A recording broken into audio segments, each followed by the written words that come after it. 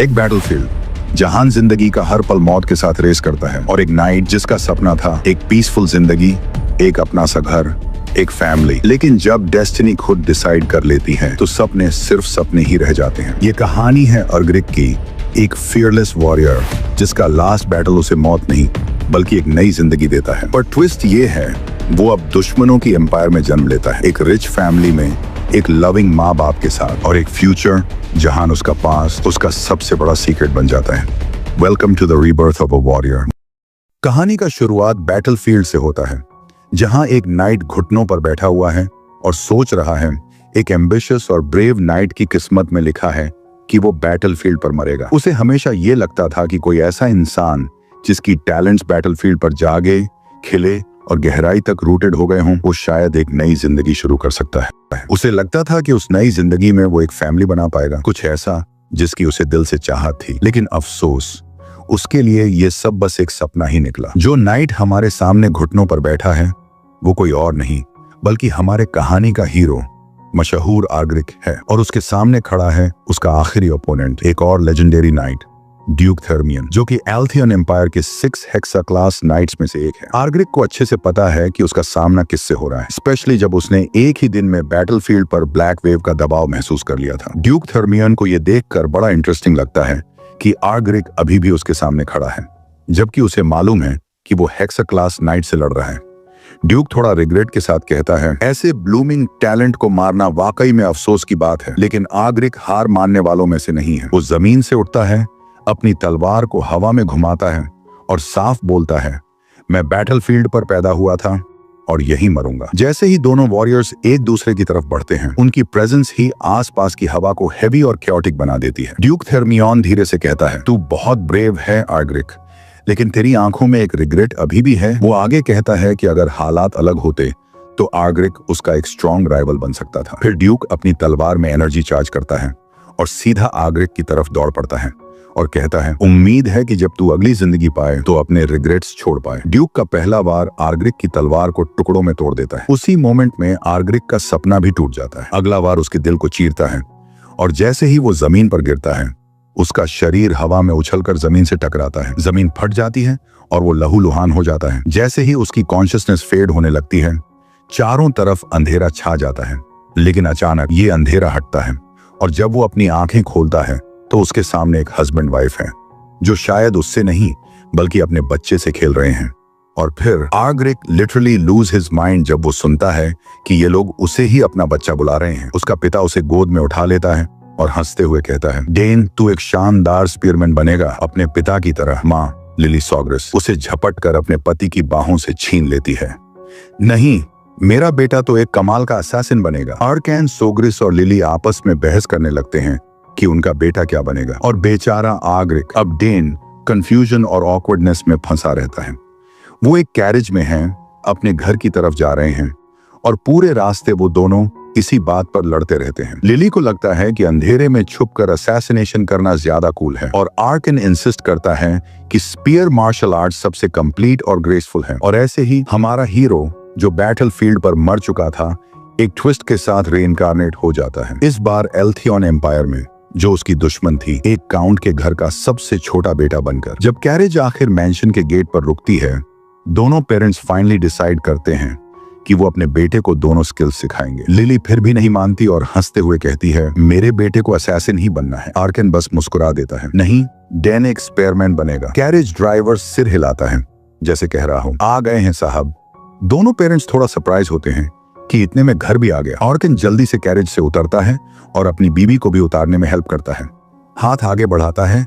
Lily थोड़ा blush करती है और कहती है, क्या कर रहे हो, कोई देख लेगा तो? वो हंसकर जवाब देता है, अरे मैं बस अपनी बीवी का हाथ पकड़ रहा हूँ, इसमें शर्म कैसी? अर्ग्रिक, या आप कहें डेन, ऑकवर्ड हो जाता है अपने सिम टाइप डैड को देखकर। लेकिन फिर जैसे ही वो मैंशन देखता है, उसकी आंखें खुली की खुली रह जाती हैं। अंदर आते ही लिली देखती है कि डेन कितना खुश लग रहा है। क्यों ना हो, इतना बड़ा घर, इतने अमीर माँ बाप, शायद अब उसकी एबिलिटीज को ग्रो करने का सही मौका मिले। 2 महीने बीत जाते हैं। अब लिली अपने बेटे से बात कर रही है, जो अब थोड़ा बहुत बैबल करना सीख गया है। वो एक्साइटेड है कि उसका बच्चा अब आवाजें निकाल रहा है, और अर्ग्रिक खुद भी अमेज्ड है कि ये एक्सपीरियंस भी कभी मिलेगा। वो आवाजें जो उसने बैटलफील्ड पर कभी नहीं सुनी थी। वो याद करता है कि उस टाइम छोटे बच्चे रेयरली मिलते थे और जो भी मिलते थे वो बैंडेजेस में लिपटे होते थे या फिर किसी को खोकर रो रहे होते थे। तो आज की जिंदगी, ये घर सच में एक ब्लेसिंग है। अचानक आर्कन कमरे में एंटर करता है, हाथ में एक स्पीयर लेकर। वो प्राउडली कहता है, बेटा ये है स्पीयर। आग्रिक थोड़ा शॉक्ड और अनॉयड होता है। ये बंदा है मेरा बाप जो एम्पायर का strongest hexa class spearman blue whirlwind कहलाता है। लिली गुस्से में आ जाती है। बच्चे के रूम में इतनी शार्प चीज लेकर आ गए, सीरियसली? आर्कन डर के मारे बोलता है। बस दिखाना चाहता था उसे।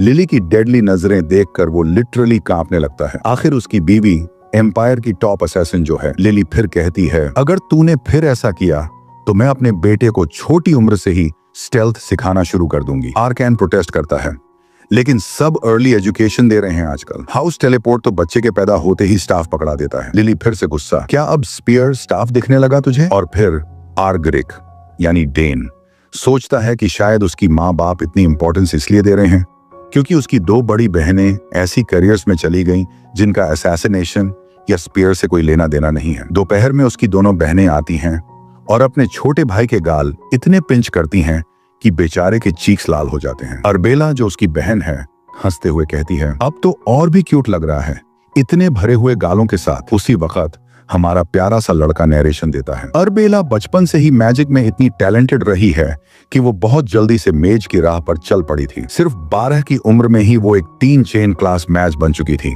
और जब 9 चेन्स मैग का हाईएस्ट लेवल होता है तो सोचो, उसने तो शुरुआत में ही एंट्री लेवल को पार कर लिया था। Total genius. अरबेला फिर प्यार से पूछती है, भाई तू मेरे साथ मैजिक सीखना चाहेगा क्या? अकेले बैठे बैठे बोर हो जाती हूँ यार, तुझे सिखा के मजा आएगा। जहाँ अरबेला इतनी एनर्जेटिक है वहीं उसकी दूसरी बहन क्लेयर पूरी तरह से अलग है। नर्वस, थोड़ी सी शांत और धीरे से बोलती है, मैं तुझे समनिंग सिखा सकती हूँ, काम आती है ये ट्रिक, हैंडी रहती है। क्लेयर भी काफी टैलेंटेड है। उसने 7 साल की उम्र में अपनी पहली समन कर ली थी और अब तो एक साथ 2 समन्स को हैंडल कर लेती है। अरबेला फिर मस्ती में क्लेयर से कहती है, छूना उसको, देख कितना सॉफ्ट लग रहा है। पर क्लेयर थोड़ी हिचकिचाती है, अनश्योर कि टच करना चाहिए या नहीं। डेन हमारा लड़का खुद भी बड़ा प्यारा बन के बिहेव कर रहा है और सोच रहा है, पहले तो लगा था क्लेयर को मुझसे कुछ प्रॉब्लम है, अब समझ में आता है कि शायद वो जेलस फील कर रही है क्योंकि अब मैं घर का सबसे छोटा हूँ और सारी अटेंशन मेरी तरफ जा रही है। आखिरकार क्लेयर धीरे से हाथ बढ़ाती है और सॉफ्टली उसकी नाक को छूती है। फिर अचानक एक्साइटेड होके बोलती है, OMG कितना सॉफ्ट है। फिर से छूती है और वादा करती है, जब तू बड़ा होगा सब कुछ सिखा दूंगी। डेन थोड़ा ओवरवेल्म्ड फील करता है। सब मुझे अपनी अपनी चीजें सिखाना चाहते हैं। पापा एक हेक्सा क्लास स्पीयरमैन, मम्मी एक रिटायर्ड बट डेडली असैसिन और सबसे बड़ी बहन एक जीनियस मेज, फिर क्लेयर एक बॉर्न समनर। काउंट सोग्रिस का ये नोबल घराना बिल्कुल वैसा ही परफेक्ट फैमिली है जैसा उसने हमेशा इमेजिन किया था। अब वो सोचता है, रिवेंज लेने का कोई फायदा भी है क्या? मेरी मौत तो एक बैटलफील्ड में हुई थी और ऑनेस्टली जिसने मुझे हराया उसने कुछ गलत नहीं किया था। फिर पूरी फैमिली हॉल में इकट्ठा होती है। हर कोई आर्ग्यू कर रहा है कि डेन को क्या सीखना चाहिए। ये फैमिली का मजेदार और प्यार भरा झगड़ा देखकर डेन के चेहरे पर एक प्यारी सी मुस्कान आ जाती है। ये वो फैमिली है जिसका मैंने हमेशा सपना देखा था। आई एम रियली हैप्पी मैं यहाँ पैदा हुआ।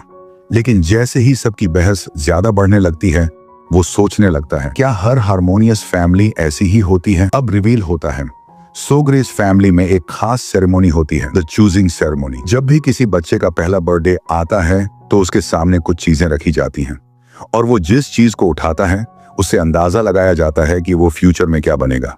अब 1 साल बीत चुका है और आज यंग मास्टर डेन की बारी है। वो अब 1 साल का हो चुका है और अपनी क्लास चुनेगा। गेस्ट्स आपस में बातें कर रहे हैं। एक लड़की बनी मेज, दूसरी समनर। अब डेन क्या चुनेगा? सब लोग हॉल में सेरेमनी देखने पहुंचते हैं। 4 आइटम्स उसके सामने रखे होते हैं, हर एक अलग क्लास को रिप्रेजेंट करता है। डेन के चारों तरफ लोग जमा हो गए हैं और उसकी मम्मी प्यार से कहती हैं, जो पसंद आए वो चूज कर लो बेटा। लेकिन डेन थोड़ा कंफ्यूज लगता है। वो पापा की तरफ देखता है जो एक्साइटेड हैं कि बेटा शायद स्पीयर उठाएगा। पापा सोचते हैं वो ड्रैगन टेल स्पीयर की तरफ जाएगा। इसकी स्पीयर हेड डुक्रेन से बनी है, माना डाले तो उतनी ही शार्प और हेवी हो जाती है। उधर मम्मी सोच रही होती हैं, इतना हैंडसम है, असैसिन बनेगा तो रॉयल लगेगा। वो सोचती हैं, ये नाइट हॉर्न डैगर परफेक्ट है, एथेरल वॉर्ड से बना, सभी एलिमेंट्स होल्ड कर सकता है और कई जहरीली चीजें स्टोर कर सकता है। अरबेला कॉन्फिडेंटली सोचती है, ये पाउच तो जरूर उठाएगा, यही तो मैजिकल लेगेसी है। वो एक सब स्पेस पाउच है, सिर्फ मेजेस यूज कर सकते हैं। क्लेयर हमेशा की तरह थोड़ा अनश्योर होती है, क्या वो समन कर पाएगा? उसके सामने जो आइटम रखा है वो एक समनिंग साइन है, पर डेन कंफ्यूजन में है क्योंकि वो लिटरली अपनी फैमिली की थॉट्स सुन सकता है। वो एक लंबी सांस लेता है और डिसीजन लेता है। धीरे धीरे रेंगते हुए चारों आइटम्स की तरफ जाता है। एक्साइटमेंट पूरे हॉल में भर जाती है। हर कोई अपनी तरफ से चीयर कर रहा है। पापा कुछ स्टर्डी चूज करना, मम्मी कुछ शॉर्ट एंड शार्प उठाना बेटा। जैसे ही वो आइटम्स के पास पहुंचता है, चारों आइटम्स से एक येलो लाइट निकलने लगती है। सब चौंक जाते हैं। सभी आइटम्स एक साथ रिएक्ट कर रहे हैं। ऑडियंस शॉक्ड भी है और अमेज्ड भी। यंग मास्टर तो असली जीनियस है। डेन भी पूरे सिचुएशन से हैरान है। वो सोचता है, पहले बैटलफील्ड में स्किल्ड सोल्जर था, पर अब शायद ये लेवल ही कुछ और है। अरबेला क्यूरियोसिटी से पापा से पूछती है, अब क्या करें? पर पापा मम्मी दोनों ही क्लूलेस हैं। शायद अब हमें उसे चारों चीजें सिखानी पड़ेंगी। बाकी बहनें भी शॉक्ड हैं और डेन वो तो बस मुस्कुरा देता है दिल से। समय बीतता है और हम ट्रेनिंग हॉल में हैं, जहां हथियारों की आवाजें गूंज रही हैं। अब हमारे सामने है डेन और उसके पापा की स्पारिंग। अब लगता है डेन बड़ा हो गया है। कुछ सेकंड्स पहले तक जो छोटा सा बच्चा था, अब एक यंग वॉरियर लगता है। ऑर्किन उसके पापा प्राउड होकर मुस्कुराते हैं। ग्रेट जॉब बेटा, तूने मेरी सिखाई हुई टेक्निक परफेक्टली पॉलिश कर ली। डेन भी थैंक यू कहता है और रिवील होता है अब वो 7 साल का हो चुका है। इसी बीच एक आदमी आता है, हाथ में एक स्पीयर लेकर। डेन क्यूरियस होकर देखता है और आर्किन तुरंत वो स्पीयर पकड़कर अपने बेटे को देता है। ये तेरा बर्थडे गिफ्ट है, असल में बैंक्वेट में देना था, पर सोचा तेरी मम्मी से पहले ही दे दूं। वो बताता है कि इस स्पीयर को 2 साल पहले कैपिटल के फेमस क्राफ्ट्समैन से बनवाया गया था। Happy year birthday champ. Den excitement में अपना पुराना लकड़ी का डंडा गिरा देता है और नया स्पीयर पकड़कर बोलता है, वाओ पापा ये तो सुपर कूल है। ब्लैक हैंडल और सिल्वर स्पीयर हेड का कॉम्बो उसे बहुत पसंद आता है और सरप्राइजिंगली वो काफी हल्का भी है। पापा पूछते हैं, पसंद आया? वो मुस्कुराकर बोलता है, मैं इसे प्यार करता हूँ। इतना एक्साइटेड है कि फौरन उसको घुमाने लगता है। पापा फिर पूछते हैं, तेरा पता है सोर्ड और स्पीयर में फर्क क्या होता है? डेन स्मार्टली जवाब देता है, स्पीयर की लंबाई से ओपोनेंट को दूर रखा जा सकता है और इसकी पॉइंट ऑफ कांटेक्ट छोटी होती है, इसलिए अटैक एफिशिएंसी हाई रहती है। पापा भी अग्री करते हैं, बिल्कुल सही, लेकिन जैसे जैसे तू पावरफुल बनेगा, स्पीयर को कंट्रोल करना उतना ही मुश्किल होगा। वो एक्सप्लेन करते हैं, हर वेपन की अपनी स्ट्रेंथ्स और वीकनेसेस होती हैं। इवन स्वॉर्ड्स जो परफेक्ट माने जाते हैं, हर सिचुएशन में स्ट्रांग नहीं होते। डेन सिर हिलाता है, आई विल रिमेंबर दैट पापा। फिर पापा स्पीयर को स्पिन करते हुए बोलते हैं, चल एक स्पार करते हैं, तुझे कुछ दिखाना है। डेन की आंखें खुली की खुली रह जाती हैं। हेक्सा क्लास स्पीयरमैन की जो पावर उसके पापा से निकल रही है, वो पहली बार इतनी इंटेंस मैजिक एनर्जी देख रहा है। जैसे ही पिता ने अपनी ताकत इकट्ठा करके भाला आगे बढ़ाया, भाले की नोक के आसपास की हवा में एक अजीब सी हलचल होने लगी। वो समझाते हैं कि ऐसा इसलिए हो रहा है क्योंकि उन्होंने अपने जादुई शक्ति को भाले में भरकर छोड़ा है। ये टेक्निक उस कोर की खासियत का इस्तेमाल करती है जो सारी मैजिक पावर को एक जगह केंद्रित करती है। बेटा तुरंत कहता है कि उसने ये टेक्निक अपनी बहन से सुनी थी और बताता है कि जैसे जैसे इंसान के अंदर कोर्स बढ़ते हैं, वो अपनी फिजिकल एबिलिटीज से भी आगे जा सकता है, मतलब लिमिट्स पुश की जा सकती हैं। वो सोचता है कि अपने पिछले जन्म में उसके पास 4 कोर्स थे और ये सारी नॉलेज उसी जिंदगी की देन है। उधर पिता के चेहरे पर एक बड़ी सी मुस्कान फैल जाती है। उन्हें गर्व होता है कि उनका बेटा कितनी लगन से सीख रहा है। वो उसे याद दिलाते हैं कि अब उसके पास 6 माना कोर्स हैं। हमारा छोटा हीरो बाहर से शॉक्ड होने का नाटक करता है, लेकिन अंदर ही अंदर सोच रहा है कि अगर वो मरा ना होता तो उस जिंदगी में भी 6 कोर्स हासिल कर ही लेता। फिर पिता उसे एनकरेज करते हैं कि अब वो खुद अपने नए भाले से ट्राई करे। डेन थोड़ा हेजिटेंट महसूस करता है, लेकिन पिता उसे समझाते हैं, बस माइंड को रिलैक्स करो, टेंशन भूल जाओ और भाला थ्रस्ट करो। डेन मान जाता है।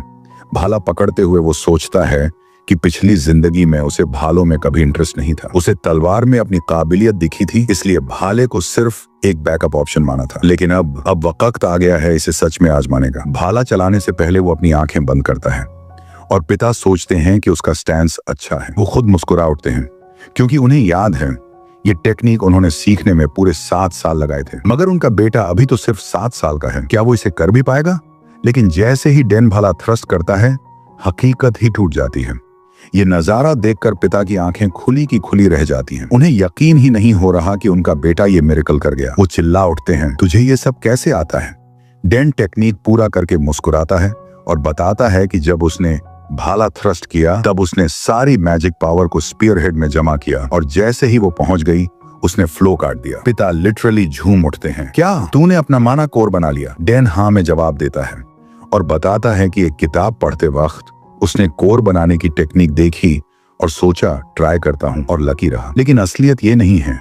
सच तो ये है कि वो कोर मना ब्रीदिंग प्रैक्टिस के दौरान बना था। पिता नीचे झुककर उसके सामने आकर आंखों में देखकर कहते हैं, तू एक दिन एक्स्ट्रॉर्डिनरी वॉरियर बनेगा, इसमें कोई शक नहीं। डैन बस मुस्कुरा देता है, लेकिन उसके मन में कुछ और ही चल रहा है। अभी तो मैंने सिर्फ शुरुआत की है पापा, आगे आगे देखिए होता है क्या। उधर पिता सोच में पड़ जाते हैं, क्या मेरा बेटा एक साथ मेज, स्पीयरमैन, असैसिन और समनर बन पाएगा? रात ढलती है और आखिरकार डैन का 7वां जन्मदिन शुरू हो जाता है। महल में मेहमानों की भीड़ है, संगीत बज रहा है और हर कोई हंसी मजाक में मग्न है। और तभी पार्टी में आता है वही आदमी जिसने डैन को उसके पिछले जन्म में मारा था, ड्यूक बाउट। जैसे ही वो अर्कन को देखता है वो हाथ हिलाकर बुलाता है। अर्कन उसे ड्यूक कहकर ग्रीट करता है, लेकिन बाउट मुस्कुराकर कहता है, अरे छोड़ो ये औपचारिकता, दोस्त हो यार। अब बाउट कौन है? गैल्थियन एम्पायर के सबसे पावरफुल घराने का मुखिया और थर्मियन डची का राजा। अर्कन फौरन उसके पास जाता है और धीरे से कान में कहता है, बहुत लोग देख रहे हैं, थोड़ा फॉर्मल रहो। ड्यूक हंसकर कहता है, जैसा तुझे ठीक लगे। वैसे तेरा बेटा कहाँ है? अर्कन डैन को बुलाता है, बेटा ड्यूक थर्मियन को हेलो कहो। जैसे ही डैन ड्यूक थर्मियन का नाम सुनता है उसके दिमाग में पुरानी यादें बिजली की तरह दौड़ जाती हैं। वो आखिरी मंजर जब इस आदमी ने उसे मारा था, लेकिन अब वो अपना गुस्सा छुपाकर सामने आता है। सिर झुकाकर कहता है, मैं डैन सॉग्रेज हूँ, आपसे मिलकर खुशी हुई सर। ड्यूक हंसते हुए इम्प्रेस्ड हो जाता है, बिल्कुल अच्छे मैनर्ड बच्चा है। फिर पूछता है, तो क्या ये भी भाला सीख रहा है? अर्कन हंसते हुए जवाब देता है, जी सीख रहा है। इसी बीच एक छोटी सी लड़की ड्यूक के पीछे से आती है। डैन की नजर उस पर पड़ती है और वो चौंक जाता है। वो लड़की विनम्रता से काउंट सग्रेस को ग्रीट करती है और अपना परिचय देती है, मैं लेला थर्मियन हूँ, थर्मियन डची की सबसे छोटी बेटी। पार्टी तो आगे बढ़ती रही, लेकिन अंदर अंदर ड्यूक बाउट और आर्कन दोनों थोड़े परेशान थे, क्योंकि बैरोनेस थर्मियन अभी भी बीमार थी और इलाज का कोई तरीका काम नहीं कर रहा था। ड्यूक ने कहा, अगर मैं अचानक गायब हो जाऊं तो समझ जाना कि मेरी पत्नी की हालत बिगड़ गई है। उसने टेलीपोर्टेशन स्क्रोल ले रखा था ताकि कभी भी कैपिटल वापस जा सके। वैसे आज की पार्टी डैन के लिए है, लेकिन वो पता नहीं कहां गायब हो गया था। ड्यूक बाउट सोचता है, ये बच्चा बड़ा इंटरेस्टिंग है, थोड़ा और बात करता उससे। अर्कन भी देखता है, अरे उसकी बेटी लेला भी गायब है, ढूंढना ज्यादा मुश्किल नहीं था। दोनों महल के पीछे टहलते मिलते हैं।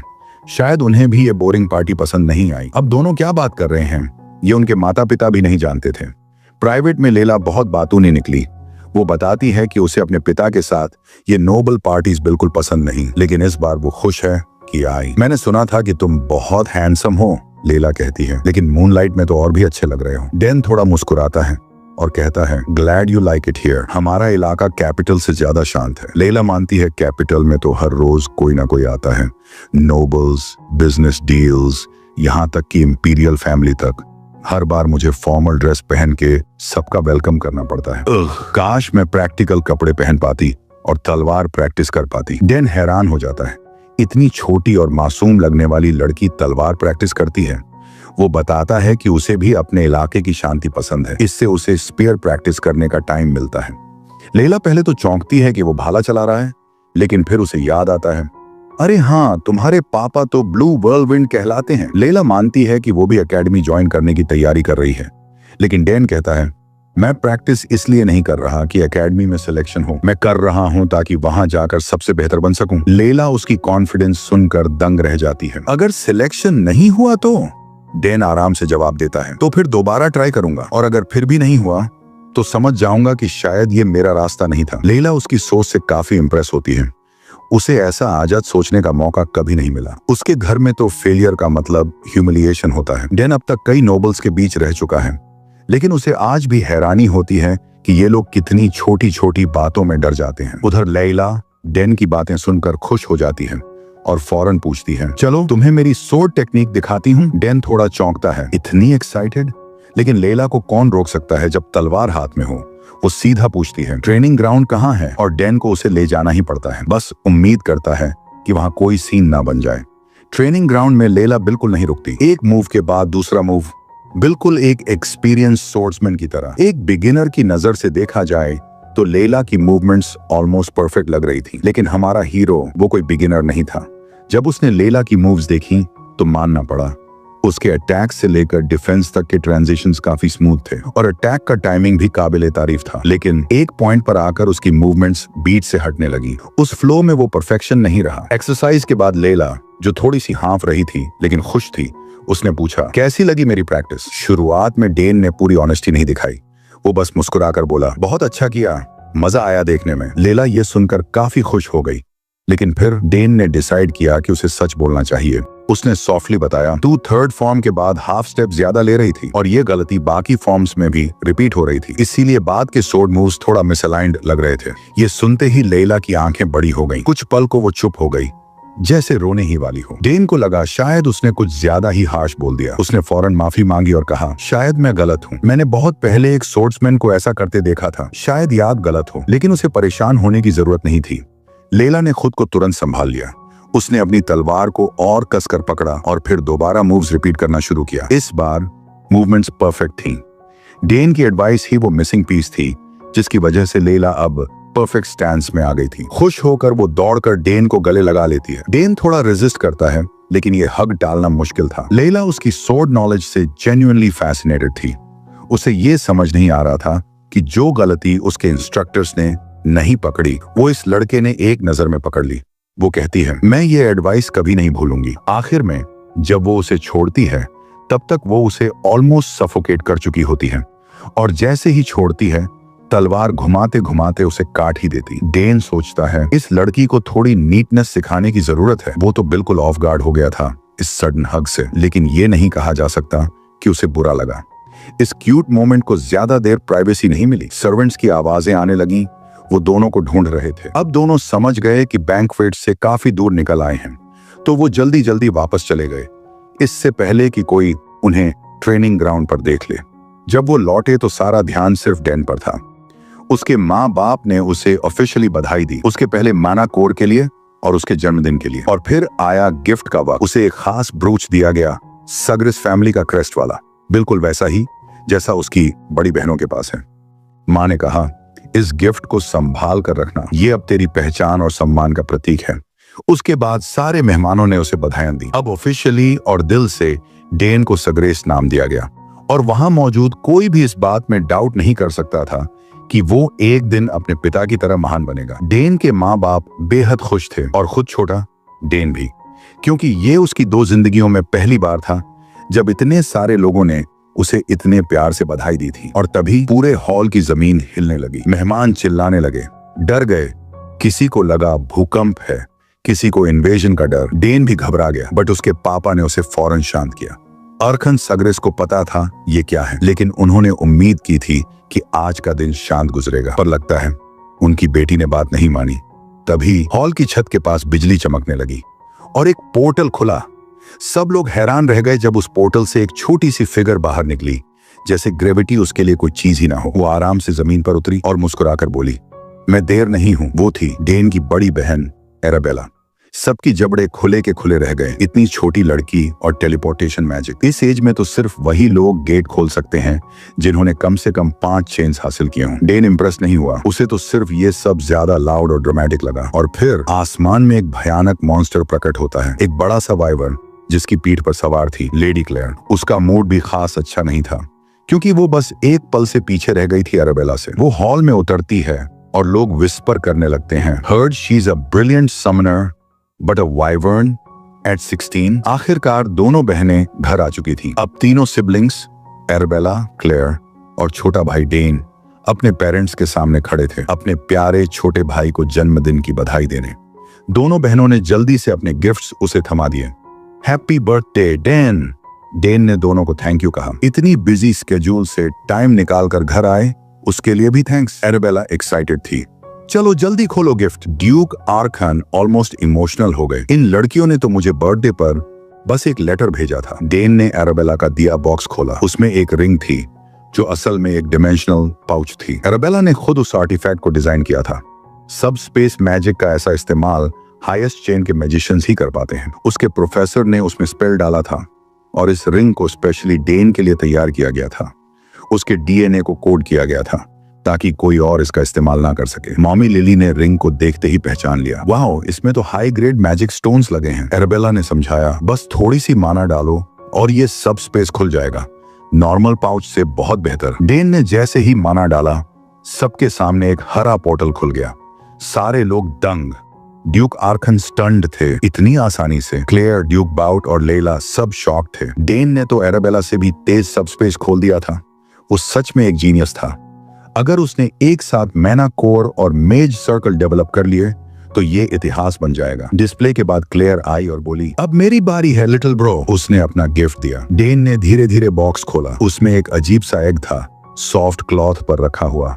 वो थोड़ा कंफ्यूज्ड हो गया। ये क्या है? क्लेयर पैनिक कर गई। सावधान, ये कोई ऑर्डिनरी एग नहीं है। फैमिली भी क्यूरियस हो गई। क्लेयर ने सबको नहीं बताया, बट उसने धीरे से डेन को विस्पर करके बताया, ये एक फेमिलियर है। मैं डेकरन समन कर रही थी और गलती से ये मिल गया। मुझे भी नहीं पता इसमें से क्या निकलेगा, बट बिलीव मी, ये रेयर है। डेन सोचने लगा, फेमिलियर समन से अलग होते हैं, ये परमानेंटली रियल वर्ल्ड में रहते हैं। क्लेयर ने उसे कहा, इस एग को सीक्रेट रखना जब तक हैच ना हो। डेन ने वादा किया, लेकिन ये सीक्रेट खेल एराबेला को बिल्कुल पसंद नहीं आया।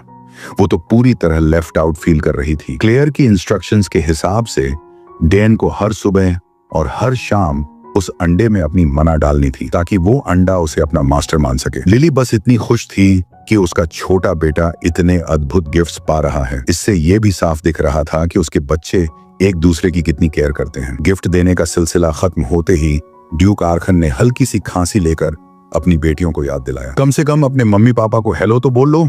जब तुमने कहा था कि शायद पार्टी में आ नहीं पाओगी और अब अचानक आ धमकी हो, तब जाकर लड़कियों को एहसास हुआ कि वो तो अभी तक अपने पेरेंट्स से एक शब्द भी नहीं बोली। थोड़ी ऑकवर्ड फीलिंग के साथ उन्होंने अपने पापा को ग्रीट किया। ड्यूक आर्कन तो अपने बच्चों के मामले में वैसे भी बहुत सॉफ्ट हैं। उन्हें बुरा नहीं लगा। वो बस इतना खुश थे कि उनकी बेटियां फिर से उनके सामने थीं। प्रोफेशन परस्यू करने के बाद से वो घर कम ही आती थीं, तो उन्हें सही सलामत और हेल्थी देखकर आर्कन का दिल भर आया। दूर कोने में खड़ी लेला सॉग्रे फैमिली को इतने प्यार से हंसते बोलते और एक दूसरे से घुलते मिलते देख रही थी। उसके दिल में एक हल्की सी कसक उठी। वो अपनी फैमिली से अपनी तुलना करने लगी। डेन ने देखा कि लैला की नजरें लगातार उनकी तरफ थीं, और फिर जैसे ही वो चुपचाप मुड़कर जाने लगी, उसने उसकी उदासी को महसूस किया। डेन सोच में पड़ गया। इतनी बड़ी रॉयल भीड़ के बीच वो इतनी अकेली और उदास क्यों लग रही थी? बैंक्वेट खत्म हुआ और अगला दिन शुरू हुआ। ड्यूक थर्मियन उस रात वहीं रुके थे और अब सॉग्रे की टेरिटरी में टहलते हुए अपनी सोच में डूबे थे। उन्हें बस यही सोच कर हैरानी हो रही थी कि अरेबेला सॉग्रे कितनी टैलेंटेड है। एकेडमी की सबसे बेस्ट मेज, उसके मैजिकल आर्ट्स के टैलेंट की तो कोई बराबरी ही नहीं थी। वो लड़की ड्यूक थर्मियन के बेटे, जो एकेडमी का बेस्ट सोर्ड्समैन था, उसके लिए परफेक्ट मैच बन सकती थी। अगर हाउस सॉग्रे और थर्मियन आपस में मैरिज से जुड़ जाएं, तो एक ऐसा पावरफुल फैक्शन बन सकता है जो इंपीरियल फैमिली तक को टक्कर दे दे। अगर ऐसा हुआ तो कोई भी इन दोनों हाउसेस या उनके बच्चों से पंगा नहीं ले पाएगा। ड्यूक थर्मियन ने तय किया कि आज आर्कन से मिलने पर वो अपने बड़े बच्चों की एंगेजमेंट की बात छेड़ेंगे। आर्कन से मिलने के रास्ते में अचानक उनके कानों में तलवारों की टकराहट की आवाज आई। ट्रेनिंग ग्राउंड से आ रही थी। सुबह सुबह कोई प्रैक्टिस कर रहा था, और हाँ, वो डेन ही था जो अपनी स्पीयर स्किल्स को एक्सट्रीम फोकस के साथ पॉलिश कर रहा था। अब तक तो वो इस वेपन के साथ काफी खतरनाक हो चुका था। पापा के साथ सालों की ट्रेनिंग और खुद की मेहनत की इंटेंसिटी ने उसे पूरी तरह कम्बैट रेडी बना दिया था। डेन का फोकस बिल्कुल बेमिसाल था। वो बैटलफील्ड में ऐसे मूव कर रहा था जैसे कोई एक्सपीरियंस वॉरियर, फ्लूइड, शार्प और हर जगह मल्टीपल किलिंग ब्लोज डिलीवर करता हुआ। उसने अपनी स्पीड और बढ़ा दी, इंटेंसिटी को और हायर गियर में डाला, और फिर उसकी बाहें इतनी तेजी से चली कि वो सिर्फ ब्लर लगने लगी। Countless spear stabs in seconds. Duke Thermian की क्यूरियोसिटी बढ़ गई और वो चुपचाप दूर से उसकी ट्रेनिंग देखने लगे। उन्हें देखकर यकीन नहीं हो रहा था। हाउस सॉग्रे का ये छोटा बेटा ट्रेनिंग में लिटरली सिको मोड में जा चुका था। थर्मियन की ट्रेन्ड आईज पहचान सकती थी कि डेन की टेक्निक कितनी फाइनली पॉलिश थी। उसकी मूवमेंट्स और कंसंट्रेशन किसी 7 साल के बच्चे जैसी तो बिल्कुल नहीं लग रही थी। उसके सिंपल स्पीयर स्टैब्स तक इतने रिफाइंड थे कि सीजन्ड वॉरियर्स भी उससे कुछ सीख सकते थे। आखिर में जब डैन ने अपना फाइनल सीक्वेंस पूरा किया तो वो जोर जोर से सांसें ले रहा था। ड्यूक थर्मियन उसकी पूरी प्रैक्टिस देखकर जेन्युइनली इम्प्रेस थे। जो उन्होंने देखा वो ऑलमोस्ट अनबिलीवेबल था। उन्हें पहले भी यंग सोग्रेस के टैलेंट की रूमर्स सुनने को मिली थी जब वो बस एक बेबी था, पर तब उन्हें लगा था कि सब एग्जैजरेटेड बातें होंगी। लेकिन अब वो जानते थे ये सब सच था। थोड़ा ब्रेक लेने के बाद डैन ने फिर से प्रैक्टिस शुरू की, इस बार अपने मूवमेंट्स और फुटवर्क पर ध्यान देते हुए। ड्यूक थर्मियन, जो देश के स्ट्रॉन्गेस्ट सोर्ड्समैन में से एक माने जाते थे, तुरंत पहचान गए कि बच्चे का स्टांस और फुटवर्क किसी सोर्ड मास्टर जैसा लग रहा था। वो सोच में पड़ गए, क्या ये बच्चा इतनी छोटी उम्र में सोर्ड्समैनशिप भी उस लेवल तक सीख चुका है? तभी डैन को महसूस हुआ कि कोई उसे दूर से देख रहा है। उसने तुरंत अपनी स्पीयर उठाई और आवाज दी, जो भी हो सामने आओ, छुपने की जरूरत नहीं। ड्यूक थर्मियन तो इतने एक्साइटेड हो गए थे कि खुद को छुपा ही नहीं पाए और एक बच्चे से पकड़े गए। ये उनके वॉरियर करियर का सबसे प्राउड मोमेंट नहीं था। जैसे जैसे उन्होंने डैन के मूवमेंट्स के बारे में सोचना शुरू किया, उन्हें कुछ फेमिलियर सा लगने लगा, जैसे उन्होंने ये फुटवर्क पहले भी कहीं देखा हो। आखिरकार ड्यूक को सामने आकर माफी मांगनी पड़ी कि उन्होंने डैन की प्राइवेट ट्रेनिंग सेशन में ताक झांक की। उन्होंने जोर देकर कहा, डोंट वरी, मैं कुछ शेडी नहीं कर रहा था। जब डैन को पता चला कि वो ड्यूक थर्मियन हैं, तो उसे खुद पर थोड़ा शर्म आया कि उसने इतनी कड़ाई से जवाब दे दिया। हालांकि वो इस शरीर में अब 7 साल से रह रहा था, लेकिन यही इंसान था जिसने पिछले जन्म में उसे हराया और मारा था। अपने एटिकेट ट्रेनिंग को याद करते हुए डैन सोग्रे ने ड्यूक को फॉर्मली ग्रीट किया। थर्मियन ने माना कि वो उसके अर्ली मॉर्निंग ट्रेनिंग से सच में मेस्मराइज्ड हो गए थे और दोबारा माफी मांगी। डैन ने बड़ी मैच्योरिटी से कहा, आपको माफ किया गया। ड्यूक को डैन का ऐसा जवाब देना बड़ा अम्यूजिंग लगा, जैसे दोनों बराबरी पर बात कर रहे हों। अब जब उन्होंने उसे पास से देखा तो उन्हें पता चला कि इतनी इंटेंस ट्रेनिंग के बाद भी बच्चे के शरीर पर ना तो थकान थी ना कांपना। उन्होंने खुद से कंपेयर किया, उसकी उम्र में तो वो मंटिकोर भी नहीं बना पाए थे। उन्होंने डैन के स्टैबिंग अटैक की तारीफ की और ये भी ऑब्जर्व किया कि वो अपने पापा आर्खन की स्पीयर स्किल्स क्लियरली इनहेरिट कर चुका है और वो स्पीयर भी बहुत फाइनली क्राफ्टेड था। डैन ने ड्यूक का धन्यवाद किया और थर्मियन हल्के से मुस्कुराए। ये बच्चा न सिर्फ एक लीथल सोल्जर है, बल्कि ये भी जानता है कि कब क्या बोलना है।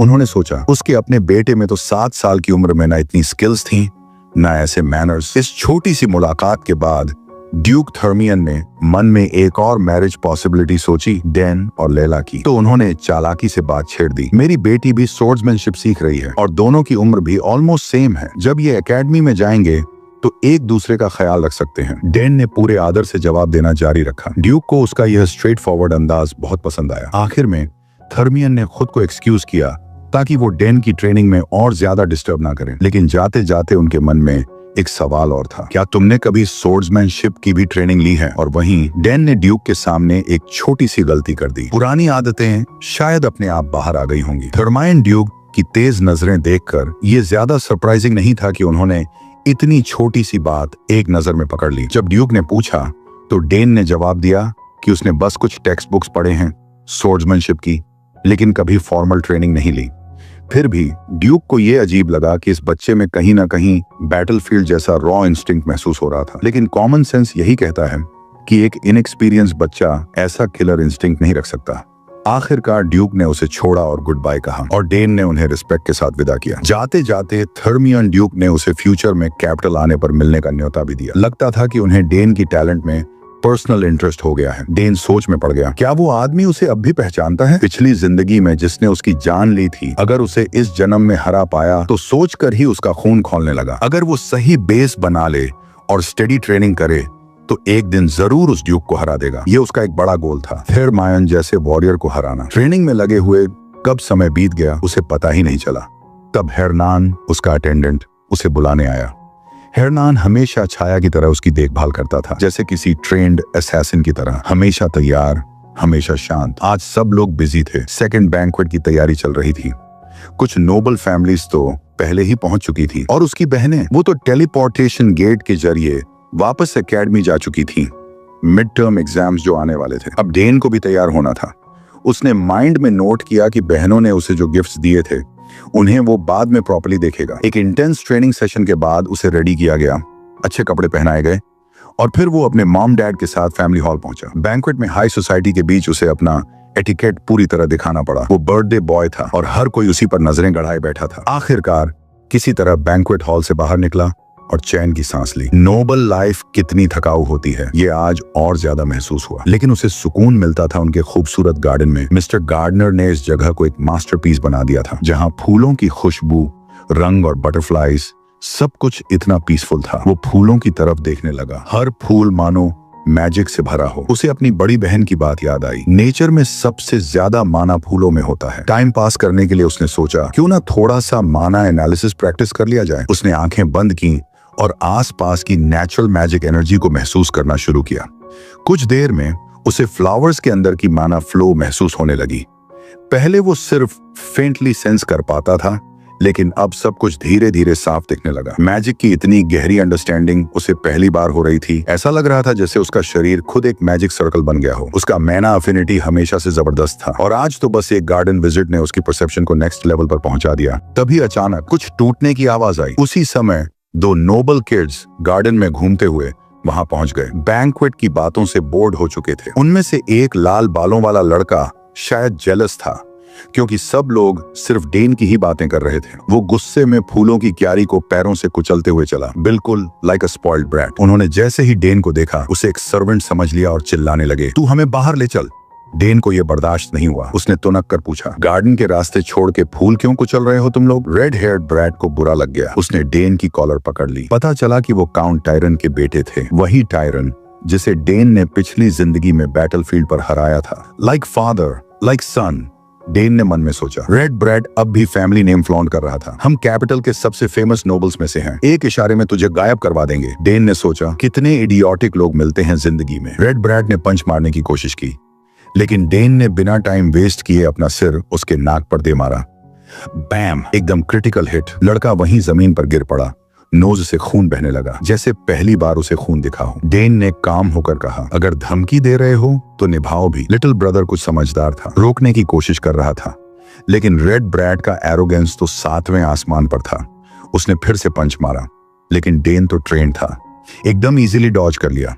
डेन उसकी स्लॉपी फुटवर्क ऑब्जर्व करने लगा और सोचा, ये शायद मेज होगा या समनर। लड़ाई के लिए तो बिल्कुल जीरो है। अब तक रेड ब्रैड पूरी तरह थक चुका था और तब डेन को एक आइडिया आया, क्यों ना उस फूलों वाली मैजिक एनर्जी को यूज करूं, अपने विल के साथ कंबाइन करके एक रियल पावर बना लूं। उसने दोनों पांव जमीन पर जमाए, आंखें बंद की, हाथ में रॉ माना कंसंट्रेट किया और इमेजिनेशन से ग्लोइंग एनर्जी बॉल बनाई और फेंक मारी सीधा उसके पेट में। उस चोट में इतनी ताकत थी कि रेड बास्टर्ड दर्द से चिल्लाता हुआ घास पर जा गिरा और गिरते गिरते कंक्रीट की भी हालत खराब कर दी। उसकी चीखें उसके ईगो और बॉडी दोनों के चोटिल होने का सबूत थी। लिल ब्रो दौड़कर अपने लूजर भाई को चेक करता है, जो फूलों की क्यारी में औंधा पड़ा हुआ है। डैन को उस बास्टर्ड की हालत से ज्यादा चिंता उस फ्लावर बेड की थी जो उसने अभी अभी रूइन कर दिया था। लेकिन रेड बास्टर्ड जल्दी हार मानने वालों में से नहीं था।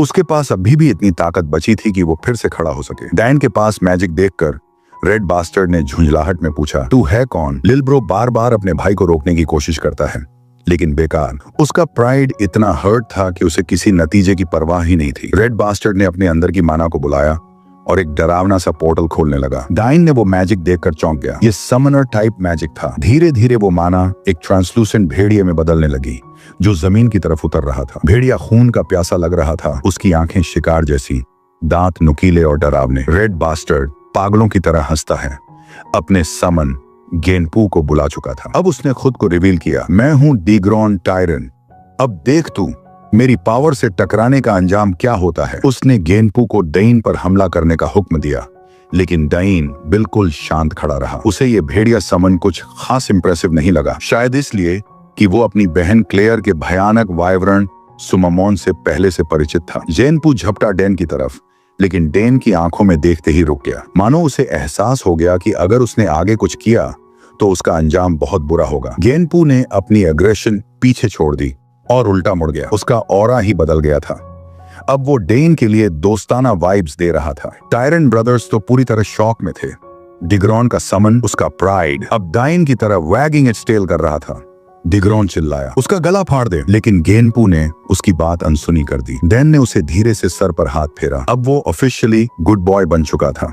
डैन खुद भी नहीं समझ पा रहा था कि ये सब कैसे हुआ, लेकिन जब सोचने लगा तो याद आया कि क्लेयर के समन्स भी उससे हमेशा अच्छे से पेश आते थे। शायद समन बीस्ट्स नेचुरली उससे जुड़ जाते हैं, या फिर शायद जेनपू का अपने असली मास्टर से अटैचमेंट बिल्कुल खत्म हो चुका था। डिग्रॉन के लिए ये ह्यूमिलिएशन और ज्यादा बढ़ गया। डैन उसे प्रोवोक करता रहा, और ट्राई कर ले। लिल ब्रो प्रैक्टिकली गिरगिरा रहा था, भाई बस कर और शर्मिंदा मत कर। लेकिन डिग्रॉन मानने वाला कहाँ था। फाइट जारी रखने पर अड्डा रहा। बेचारा छोटा भाई इतना डर गया था कि उसकी पैंट भी गीली हो गई। वो रोने लगा और डिग्रॉन उसे डांटने लगा, कहाँ से आया ये एम्बैरेसमेंट। देन ने भी एक और वार किया, बोला बेसमेंट में बाथ हाउस है, ले जा इसे साफ कर ले। डिग्रॉन गुस्से में भरा हुआ वहां से भाग गया, लेकिन जाते जाते डैन को गार्डन में रुकने का आदेश दे गया। डैन ने उसे घृणा से देखा, पैथेटिक लूजर। रेड बास्टर्ड अपना समन भी पीछे छोड़ गया। डैन ने सोचा क्यों ना इस चांस का फायदा उठाया जाए। उसने क्लेयर से सीखा, एक माना ट्रिक इस्तेमाल किया। जेनपू और डिग्रॉन के बीच बचा कुचा फेंट लिंक काटा और खुद से एक नया लिंक बना दिया। अब जेनपू ऑफिशियली डैन का समन बन चुका था। एक ऐसा बच्चा जिसने आज तक समन प्रॉपरली किया ही नहीं। उसने एक हाई लेवल टेक्निक कर ली सिर्फ अपनी नेचुरल कंपैटिबिलिटी की वजह से। तभी उसे कोई अनोइंगली फैमिलियर आवाज सुनाई दी। डिग्रॉन फिर से वापस, इस बार अपने डैडी मोगार्ड टायरन के साथ। वो चिल्ला रहा था, पापा इस लड़के ने मुझे मारा, मेरी समन छीन ली। बाप बेटा दोनों पैथेटिक, दोनों कंफ्यूज्ड। मोगार्ड टायरन ने खुद को ग्रैंड अंदाज में इंट्रोड्यूस किया। मैं हूं टायरन काउंट फैमिली का हेड। उसने पूछा, क्या तूने सच में मेरे बेटे की शक्ल बिगाड़ी और उसकी समन छीन ली। डायन पीछे हटने वाला नहीं था। उसने कामली कहा, हाँ मैंने किया। उसे याद आया, ये वही मोटा आदमी है जिसे वॉर में बंदी बनाया गया था। अब पीस टाइम में मोटा और कॉन्फिडेंट बनकर घूम रहा है। मोगार्ड ने धमकी दी, इस इंसल्ट का बदला मैं जरूर लूंगा। उसने पूछा, तेरा नाम क्या है। दैन ने सर ऊंचा करके जवाब दिया, मैं हूं दैन सोग्रिस, अर्कन सोग्रिस का सबसे छोटा बेटा, साउथ का लॉर्ड। गेम ऑफ थ्रोन्स वाला एंट्रेंस। बाप बेटा दोनों के होश उड़ गए। बर्थडे बॉय को इंसल्ट कर दिया था, और वो भी हाउस ऑफ सोग्रिस का राइजिंग स्टार। मोगार्ड ने अब चालें चलनी शुरू कर दी। सोचा अब डैन के नाम पर पॉलिटिकल फायदा उठाएगा, माइनिंग राइट्स मांगेगा। उसने डैन से पूछा, अब तू मेरे बेटे का इंसल्ट कैसे रिपे करेगा। डैन ने कामली जवाब दिया, पहले तो तुम्हारा बेटा मुझसे माफी मांगे। अब तो बाप बेटा दोनों के दिमाग का दही हो गया। डैन ने साफ कहा, हाँ मैंने इसे मारा, लेकिन वो सेल्फ डिफेंस था और समन मैंने नहीं छीनी। गेनपू खुद मेरे पास आया। डिग्रॉन चिल्ला उठा, ये झूठ बोल रहा है। मोगार्ड को अब याद आया, सोग्रिस की बेटी एक जीनियस समनर है। शायद उसी ने डेन को सिखाया होगा ये ट्रिक। फैटी ने बहुत कोशिश की, लेकिन डेन बोर हो गया इस नॉन स्टॉप नॉनसेंस से। आखिर मोगार्ड थक कर बोला, ठीक है अब काउंट सोग्रिस ही फैसला करेगा। और जैसे ही उसने ये कहा, काउंट सोग्रिस आ भी गया। साथ में थे ड्यूक थर्मियन। अब तो दोनों टायरन शॉक में फ्रीज। काउंट सोग्रिस भी और साथ में ड्यूक। बहुत भारी सीन। नाइट के अंधेरे में रेड हेडेड बॉय अपने वर्जन सुनाता है, मैं बस गार्डन में खो गया था भाई के साथ, इसलिए डैन से हेल्प मांगी। वो लड़का अपनी कहानी बनाकर लगातार बकवास करता रहता है, जबकि डैन चुपचाप उसके पीछे खड़ा होता है, बिल्कुल बेपरवाह, सोचता हुआ कि उसके पापा कैसे इतने ध्यान से इस लड़के की बकवास सुन रहे हैं। लेकिन शायद डैन के लिए ये कोई बड़ी बात नहीं है, क्योंकि काउंट सोग्रिस को अपने परिवार और उसकी इज्जत की बहुत परवाह है। वो किसी एक साइड को फेवर करने वाले इंसान नहीं है, बाहर वालों के साथ झगड़े में भी नहीं। उन्हें सही और गलत की पहचान है। अपनी कहानी खत्म करते हुए वो लाल बालों वाला लड़का दावा करता है कि अचानक डेन ने उसे हेडबट कर दिया और एक अजीब सी टेक्निक यूज करके उसका मजाक उड़ाने लगा। उसका कहना है कि डैन को डराने के लिए उसने अपनी समन को बुलाया, लेकिन डैन ने वो समन उससे छीन ली और उस पर पलट कर वार करने की कोशिश की। जैसे ही डिग्रॉन अपनी बात खत्म करता है, मोगार्ड आगे आता है और काउंट से कहता है कि उसका इरादा तो सिर्फ डैन को वॉर्न करने का था, लेकिन किसी की समन चुराना गलत है और वो इस बात को इग्नोर नहीं कर सकता। अब काउंट सोग्रिस बोलते हैं, वो कहते हैं कि वो सिर्फ एक साइड की बात सुनकर कोई जजमेंट नहीं देने वाले। वो डायन की बात भी सुनना चाहते हैं ताकि पूरे मामले को समझ सकें। साथ ही वो मोगार्ड को भरोसा दिलाते हैं कि अगर उसे किसी बायस्ड जजमेंट की चिंता है तो ड्यूक थर्मियन भी इस मामले पर अपनी राय देंगे। ड्यूक तुरंत स्मरक करता है और कहता है कि अगर मामला इतना जरूरी है तो वो इसे संभाल सकता है। मोगार्ड की हालत टाइट है, उसके माथे पर पसीना बहने लगता है। उसे पता है कि अब उसकी वॉट लगने वाली है। थर्मियन को बीच में लाना मतलब मामला और भी खराब हो जाएगा। काउंट सोग्रिस अब अपने बेटे को इशारा करते हैं कि वो अपनी बात रखे। देन थोड़ा रिलैक्स होता है और फिर कहता है कि मोगार्ड के बेटे ने जो कहा वो पूरी तरह गलत नहीं था, लेकिन पूरी तरह सच भी नहीं। फिर वो एक्सप्लेन करता है कि उनके गार्डन में उन्होंने जिन फूलों को बड़े प्यार से उगाया था, उन पर डिग्रॉन ने जब मन किया तब पैर रख दिया। इसीलिए डायन ने उसे बस बाहर जाने के लिए कहा, जिससे वो गुस्सा हो गया और लड़ाई शुरू कर दी। फैटी और उसका बेटा ये सब सुनकर दंग रह जाते हैं। डिग्रॉन तो डायन को झूठा तक कह देता है, लेकिन काउंट उसे चुप कराते हैं और डायन को कंटिन्यू करने को कहते हैं। डैन आगे बताता है कि जब मोगर्ड के बेटे ने गेनपू को समन किया तो उसका पहला कमांड था उसे मार दो। डैन ये भी क्लियर करता है कि उसने समन नहीं चुराई थी। गेनपू खुद उसके पास आया, उसकी नीयत को समझा और उसके साथ जुड़ गया। ड्यूक हैरान रह जाता है, एक 7 साल का बच्चा इतनी फ्लुएंसी और मैच्योरिटी से बोल रहा है। काउंट भी सोच में पड़ जाते हैं। डैन फिर से दोहराता है कि उसने किसी की समन नहीं चुराई। मोगर्ड का पारा चढ़ जाता है। वो जोर से जमीन पर पैर पटकते हुए कहता है कि ये सब बकवास है। उसका दावा है कि कोई समन कभी भी उस इंसान के साथ नहीं जुड़ सकता जो समनर ही ना हो। लेकिन डैन उसे कामली एक्सप्लेन करता है, उसके अंदर समन्स के लिए एक इनबिल्ट एफिनिटी है और अगर कोई समन अपने मालिक से इमोशनली जुड़ा ना हो तो वो किसी और के साथ बॉन्ड कर सकता है। मोगर्ड ये सब मानने को तैयार नहीं। उसका चेहरा ऐसा लगता है जैसे उसे सीवियर कॉन्स्टिपेशन हो गया हो। वो बस कहता है कि ये बच्चा सब बना रहा है। ड्यूक फिर सजेशन देता है, अगर ये सब सच है तो प्रूव करो। काउंट अपने बेटे की तरफ मुड़ते हैं, क्या तुम प्रूव कर सकते हो? डायन हाँ में सिर हिलाता है। मोगर्ड अपने बेटे को ऐसे घूरता है जैसे अब तो तू गया, और डिग्रॉन को खुद भी समझ नहीं आ रहा कि अब क्या करेगा अगर वो गेनपू को समन नहीं कर पाया। डिग्रॉन कोशिश करता है लेकिन फेल हो जाता है। मोगर्ड का गुस्सा फूट पड़ता है, वो अपने बेटे पर चिल्लाता है। डैन चुपचाप मुस्कुराता है, उसने तो पहले ही कनेक्शन काट दिया था, अब तो समन वापस आ ही नहीं सकता। अब डैन खुद गेनपू को समन करने की तैयारी करता है, लेकिन कहता है कि उसे मोगर्ड के बेटे की समन साइन चाहिए।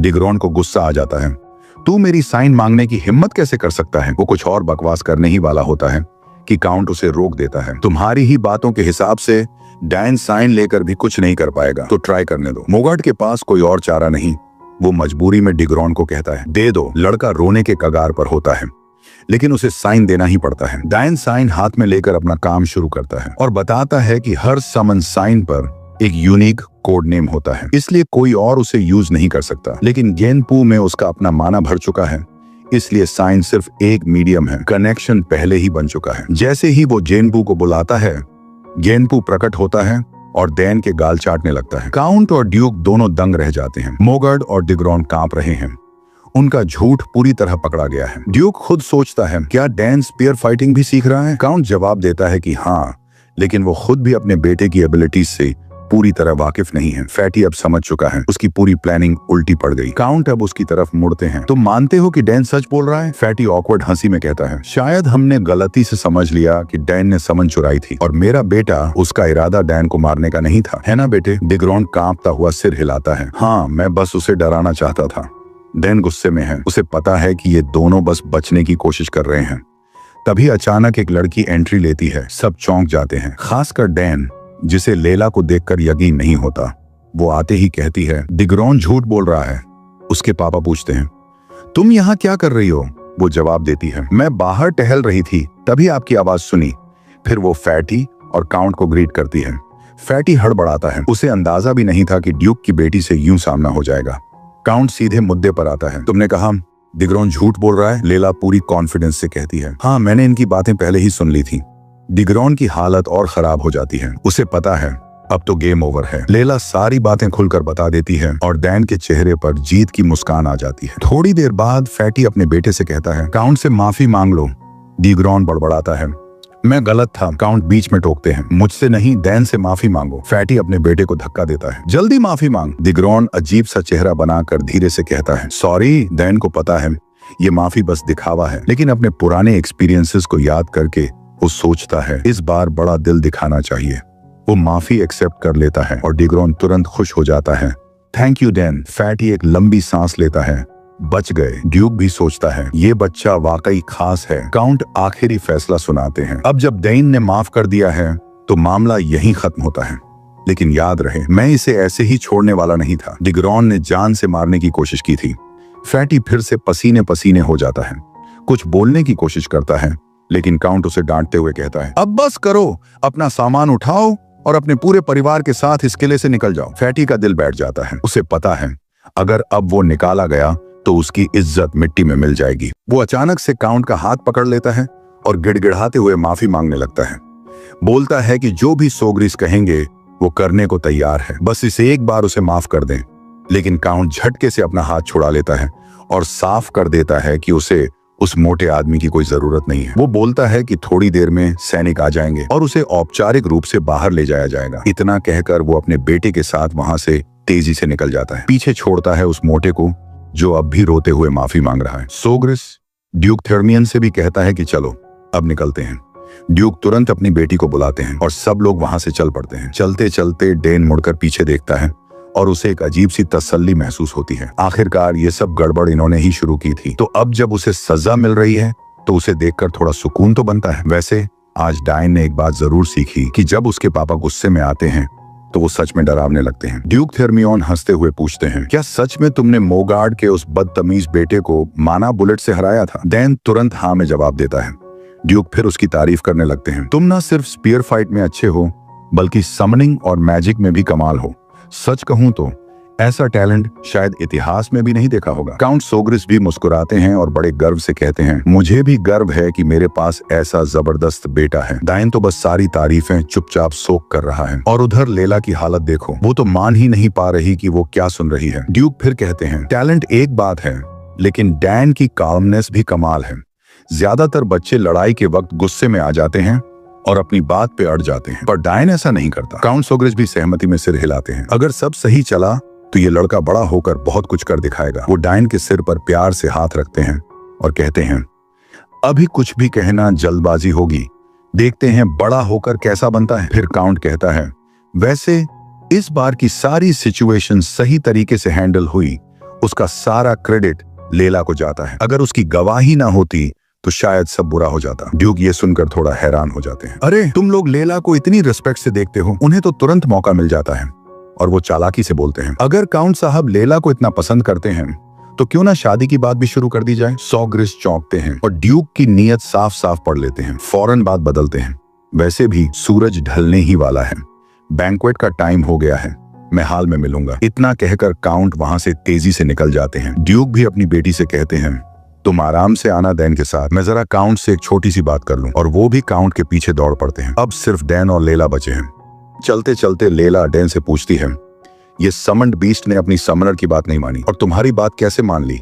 मैंने कैपिटल में बड़े बड़े समनर्स को देखा है पर ऐसा कभी नहीं हुआ। डैन थोड़ा कंधे उचकाकर कहता है, पता नहीं यार, बस ऐसे ही हो गया। लैला नाराज होकर मुंह फुला लेती है, तुम झूठ बोल रहे हो, मैंने तुम्हारी मदद की थी और अब तुम मुझसे सच नहीं कह रहे। लेकिन डैन बड़े आराम से बोलता है, अरे मैंने भी तो तुम्हारी हेल्प की थी ना, जब तुम सोर्ड फाइट सीख रही थी तब कौन था जो तुम्हें सिखा रहा था? लैला कुछ सेकंड सोचती है, फिर थोड़ा अनमने ढंग से मान लेती है, ठीक है तुम भी सही हो। डैन फिर कहता है, अब जब हमने एक दूसरे की हेल्प की है तो आगे भी कर सकते हैं, तुम्हें कुछ सीखना हो तो बेझिझक पूछ लो। लेला की आंखों में चमक आ जाती है, सच? तो फिर अभी सिखाओ ना। डैन चौंक जाता है, इतनी जल्दी क्या है, सीखना क्या चाहती हो? लेला तुरंत बोलती है, मुझे माना बुलेट चलाना सीखना है। डैन पूछता है, इतनी जल्दी क्यों सीखना है तुम्हें? लेला कहती है, मुझे जल्दी स्ट्रांग बनना है, कम से कम 2 महीना कोर्स तो बना लूं एकेडमी ज्वाइन करने से पहले।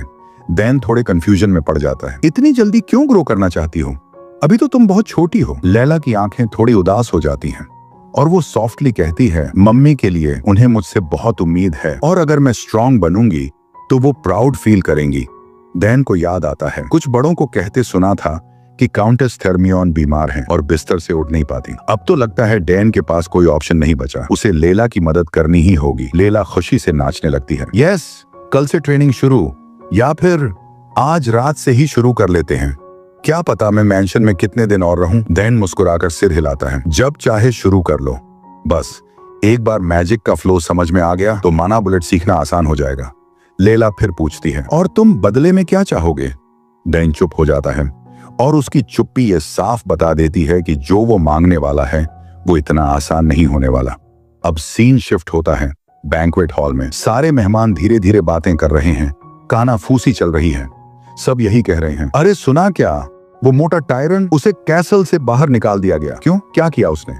कहाँ जा रहा है कि उसके बेटे ने यंग मास्टर डैन से पंगा लिया था और उल्टा सबक सीख कर आया। सभी लोग हंसने लगते हैं, बिल्ली बनकर आया था, शेर बनकर गया, किसी ने ये भी कहा। वैसे ये डैन साहब बड़े ही कमाल के समनर हैं, कोई बोला। इतना ही नहीं, सुना है ये मैजिक भी कर लेते हैं। सबकी नजरों में अब सोग्रिस फैमिली का स्टेटस बहुत ऊपर जा चुका है। तभी एक बड़ी मूंछों वाला आदमी डायन से हाथ मिलाता है। मैं हूँ बैरन ओपेंट, तुम्हें हमारे पूर्व वाले ओपेंट टेरिटरी के बारे में कुछ पता है? डायन आदर से सिर झुकाकर जवाब देता है, हाँ सर, सुना है वहाँ की ग्रिल्ड ट्राउट और सैफायर्स बहुत फेमस हैं। बैरन जोर से हंसते हैं, बिल्कुल सही, हमारी ट्राउट और सैफायर्स पूरे कॉन्टिनेंट में सबसे बेस्ट हैं। फिर वो अपनी बेटी को आगे धकेलते हैं। अरे मैं तुम्हें अपनी बेटी का इंट्रोडक्शन देना तो भूल ही गया। लड़की आगे आती है और मुस्कुराकर बोलती है, हाय, मैं हूँ सिल्विया ओपेंट, नाइस टू मीट यू। डाइन थोड़े घबरा जाते हैं लेकिन पोलाइटली ग्रीट करते हैं, हाय, मैं डेन सोग्रिस। फिर सिल्विया पास आकर धीरे से फुसफुसाती है, सुना है तुम हाउस सोग्रिस के हेयर बनोगे? डैन कुछ हकलाकर कहता है, नहीं, मेरा मतलब आई डोंट नो। सिल्विया हंसकर बोलती है, अरे चलो एक्ट मत करो, सुना है तुम टैलेंटेड भी बहुत हो, तो अब से मैं तुम्हारे केयर में रहूंगी, और वैसे भी हो सकता है हम फ्यूचर में फैमिली बन जाएं। बस अब समझ आया कि डैन उसके सामने इतना नर्वस क्यों था। ये लड़की तो बिल्कुल डायरेक्ट है, जीरो हेजिटेशन।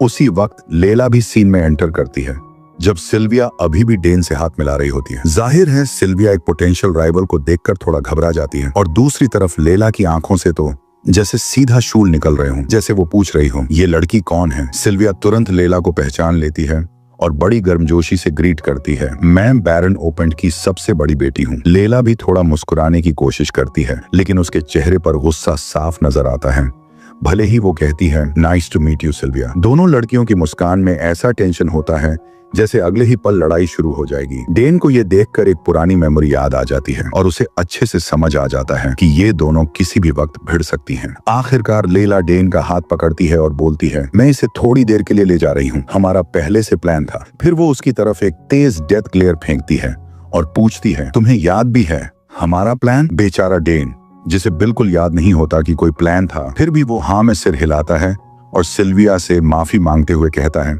हम बाद में बात करेंगे। सिल्विया जबरदस्ती मुस्कुराकर कहती है, ऑफ कोर्स, हम डेफिनेटली बाद में बात करेंगे। और जैसे ही लेला उसे ले जाती है, सिल्विया के मन में गुस्सा और जलन दोनों भर जाते हैं। इस लड़की ने तो डैन को मेरे सामने से ही छीन लिया। लेला भी अब तक चुप नहीं बैठी। उसे सिल्विया की ऑडेसिटी पर बहुत गुस्सा आ रहा है कि वो डैन को उससे छीनने की कोशिश कर रही थी। डैन, जो अब तक शांत था, खुद को लेला की तीखी नजरों के सामने थोड़ा डरता हुआ पाता है और मन ही मन सोचता है, कैपिटल में एम्परर के बाद सबसे पावरफुल ड्यूक की बेटी भी ईस्टर्न बैरन की लड़की से हार गई, तो कोई शक नहीं कि सिल्विया ने इतनी आसानी से हार मान ली। जब लेला और डैन अकेले हो जाते हैं तो वो उससे सिल्विया के बारे में सवाल जवाब करने लगती है, तुम दोनों के बीच कुछ है, एंगेजमेंट वगैरह का कोई चक्कर? डैन जल्दी से साफ करता है, नहीं नहीं, कुछ भी नहीं, हम तो बस एक दूसरे को ग्रीट कर रहे थे। लेला का मूड एकदम चेंज हो जाता है और डैन भी नोटिस करता है कि वो अब कुछ ज्यादा ही खुश लग रही है। थोड़ी देर बाद वो दोनों एक सीक्रेट जगह पर पहुंचते हैं जो सिर्फ डैन को पता है,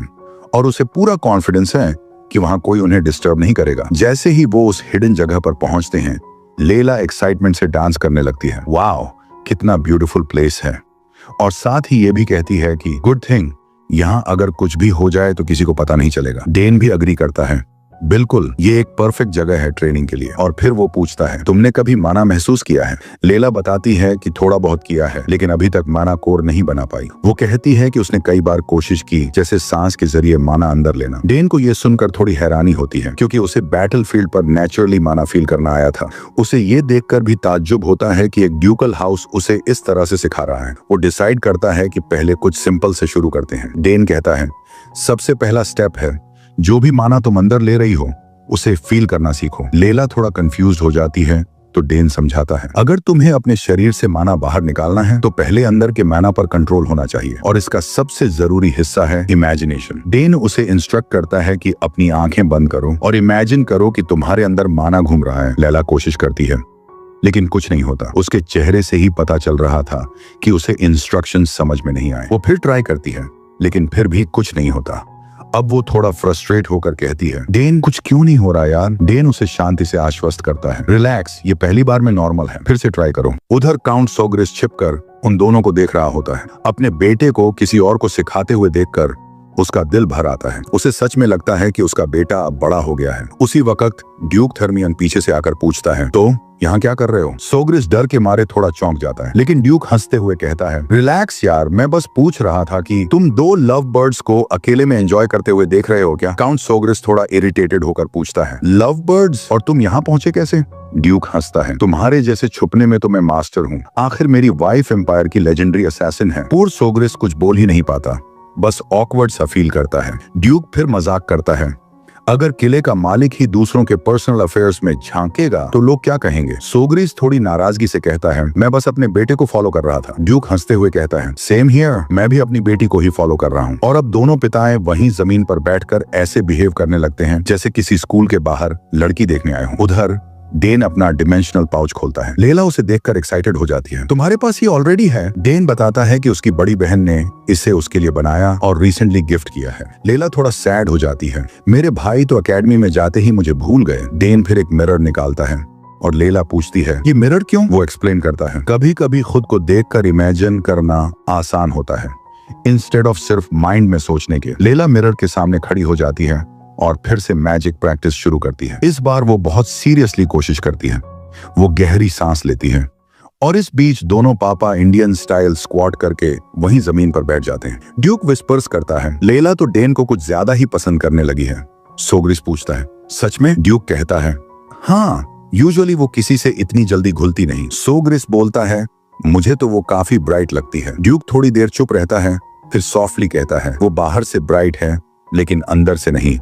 वो बताता है कि उसके बेटे एकेडमी चले गए और उसकी वाइफ बीमार हो गई, इसलिए वो अकेली हो गई है। उसे अब दूसरों से जुड़ना बहुत मुश्किल लगता है। सोग्रिस कहता है, अगर तुम्हें सब पता है तो फिर उससे इतने कोल्डली बिहेव क्यों करते हो? ड्यूक इमोशनल होकर मानता है, मैंने अपने बेटों को बहुत पैम्पर किया और वो बिगड़ गए। अब मैं चाहता हूँ कि लेला खुद स्ट्रांग बने। सोग्रिस कहता है, मत सोचो कि लेला भी वैसे ही निकलेगी। वो हर्ट हो जाएगी अगर उसे ये सब पता चला। शायद इसलिए उसने डेन से मदद मांगी, न कि अपने पापा से। ड्यूक फिर मजाक में उंगली उठाकर कहता है, तू आज भी वही पुराना वाला है, हर वक्त समझाना शुरू कर देता है। सोग्रिस हंसते हुए कहता है, अबे मैंने तो सच बोला है। ड्यूक फिर पूछता है, तू कब भेज रहा है अपने बेटे को कैपिटल? अगर भेज रहा है तो ड्यूकल कासल उसके लिए हमेशा ओपन है। सोग्रिस चुप हो जाता है और अपने बेटे की तरफ देखता है। डेन को खुश देखकर बस इतना कहता है, डेन जैसा चाहे वैसा करेगा, जैसे उसकी बहनें करती हैं। दूर खड़ी मिस सोगरा दोनों बापों को देखते हुए थोड़ा शर्मिंदा हो जाती हैं कि ये लोग इतने ओपनली स्पाइंग कर रहे हैं, लेकिन फिर वो भी मुस्कुरा देती हैं। उन्हें भी समझ आता है कि अपने बच्चों के लिए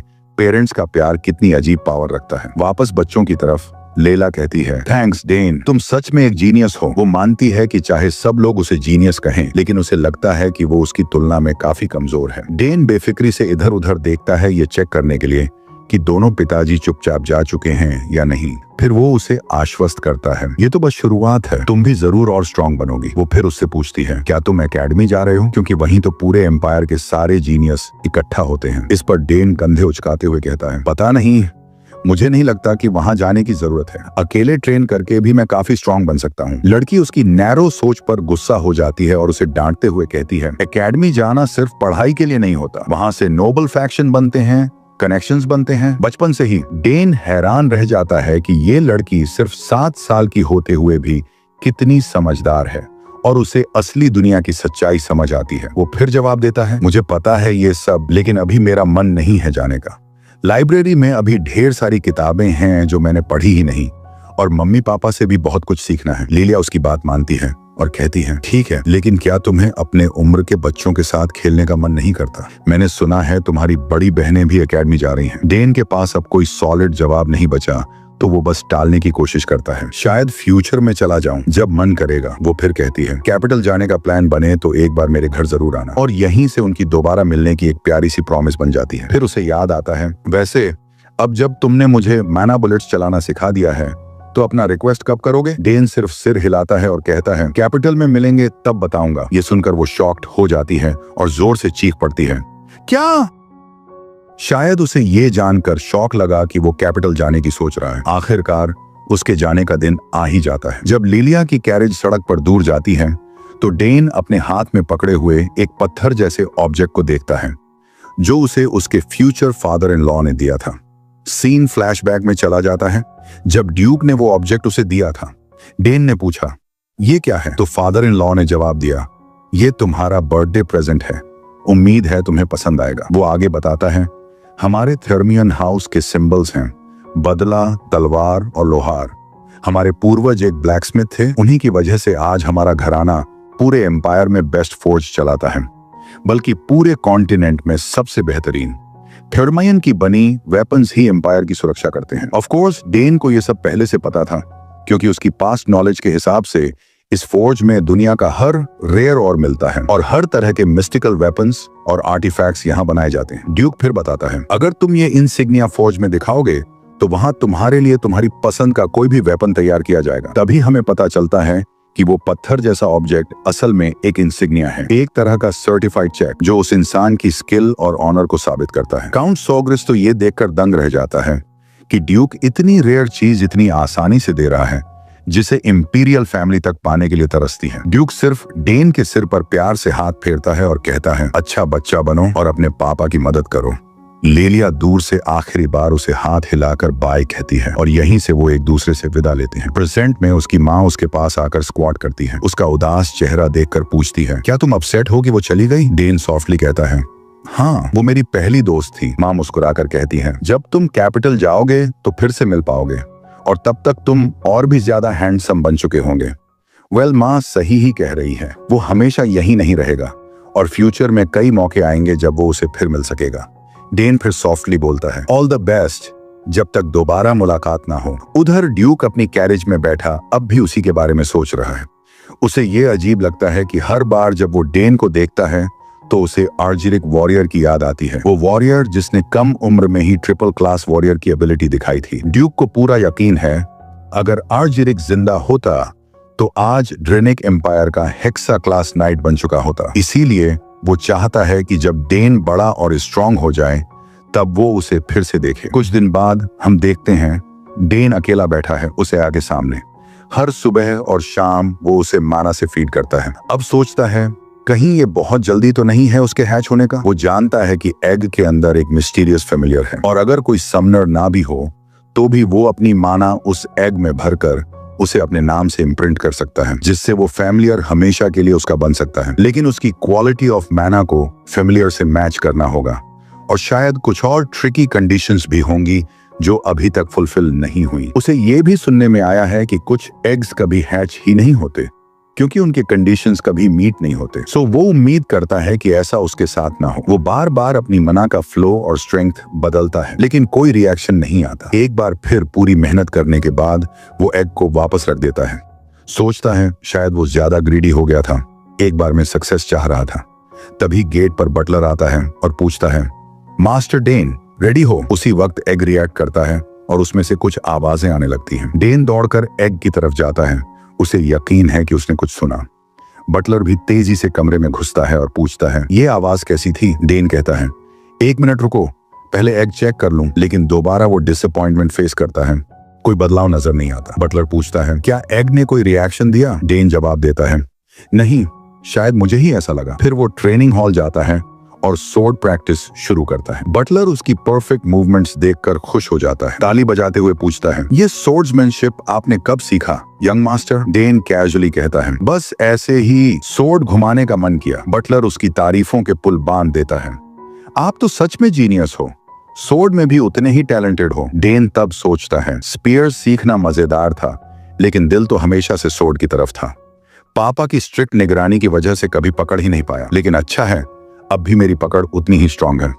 बटलर भागकर स्नैक्स की एक पूरी ट्रे ले आता है। ट्रेनिंग से पहले कुछ खा लीजिए मास्टर। दूसरी तरफ हम काउंट सोग्रिस को खिड़की के पास देखते हैं जो सोच में डूबे हुए हैं। हर साल बैंकेट करना थोड़ा टायरिंग हो गया है लेकिन इस बार कुछ अच्छा भी हुआ। कई नोबल्स अब साउथ में इंटरेस्ट लेने लगे हैं। वॉर के बाद से साउथ एक प्राइम स्पॉट बन गया है, मस्त क्लाइमेट और लग्जरी से भरा हुआ। सो शायद नोबल्स का ध्यान आना स्वाभाविक था। लेकिन इन सब के बावजूद जितना अटेंशन डेन को मिला उतना किसी और को नहीं। काउंट सोग्रिस मानता है टायरन फैमिली के एल्डेस्ट सन के साथ जो कॉन्फ्लिक्ट हुआ वो बियॉन्ड एक्सपेक्टेशन था, लेकिन डेन ने पूरे मैच्योरिटी के साथ सिचुएशन हैंडल की, शांति से और तर्क संगति से सब कुछ एडल्ट्स के सामने रखा और अपनी टैलेंट को आत्मविश्वास से प्रूव भी कर दिया। उसे देखकर कई बार लगता था कि उसका बेटा अपनी उम्र से कुछ ज्यादा ही मैच्योर है। कभी कभी तो वो चाहता था कि डेन थोड़ा बच्चा बन जाए, थोड़ा खुलकर जिए।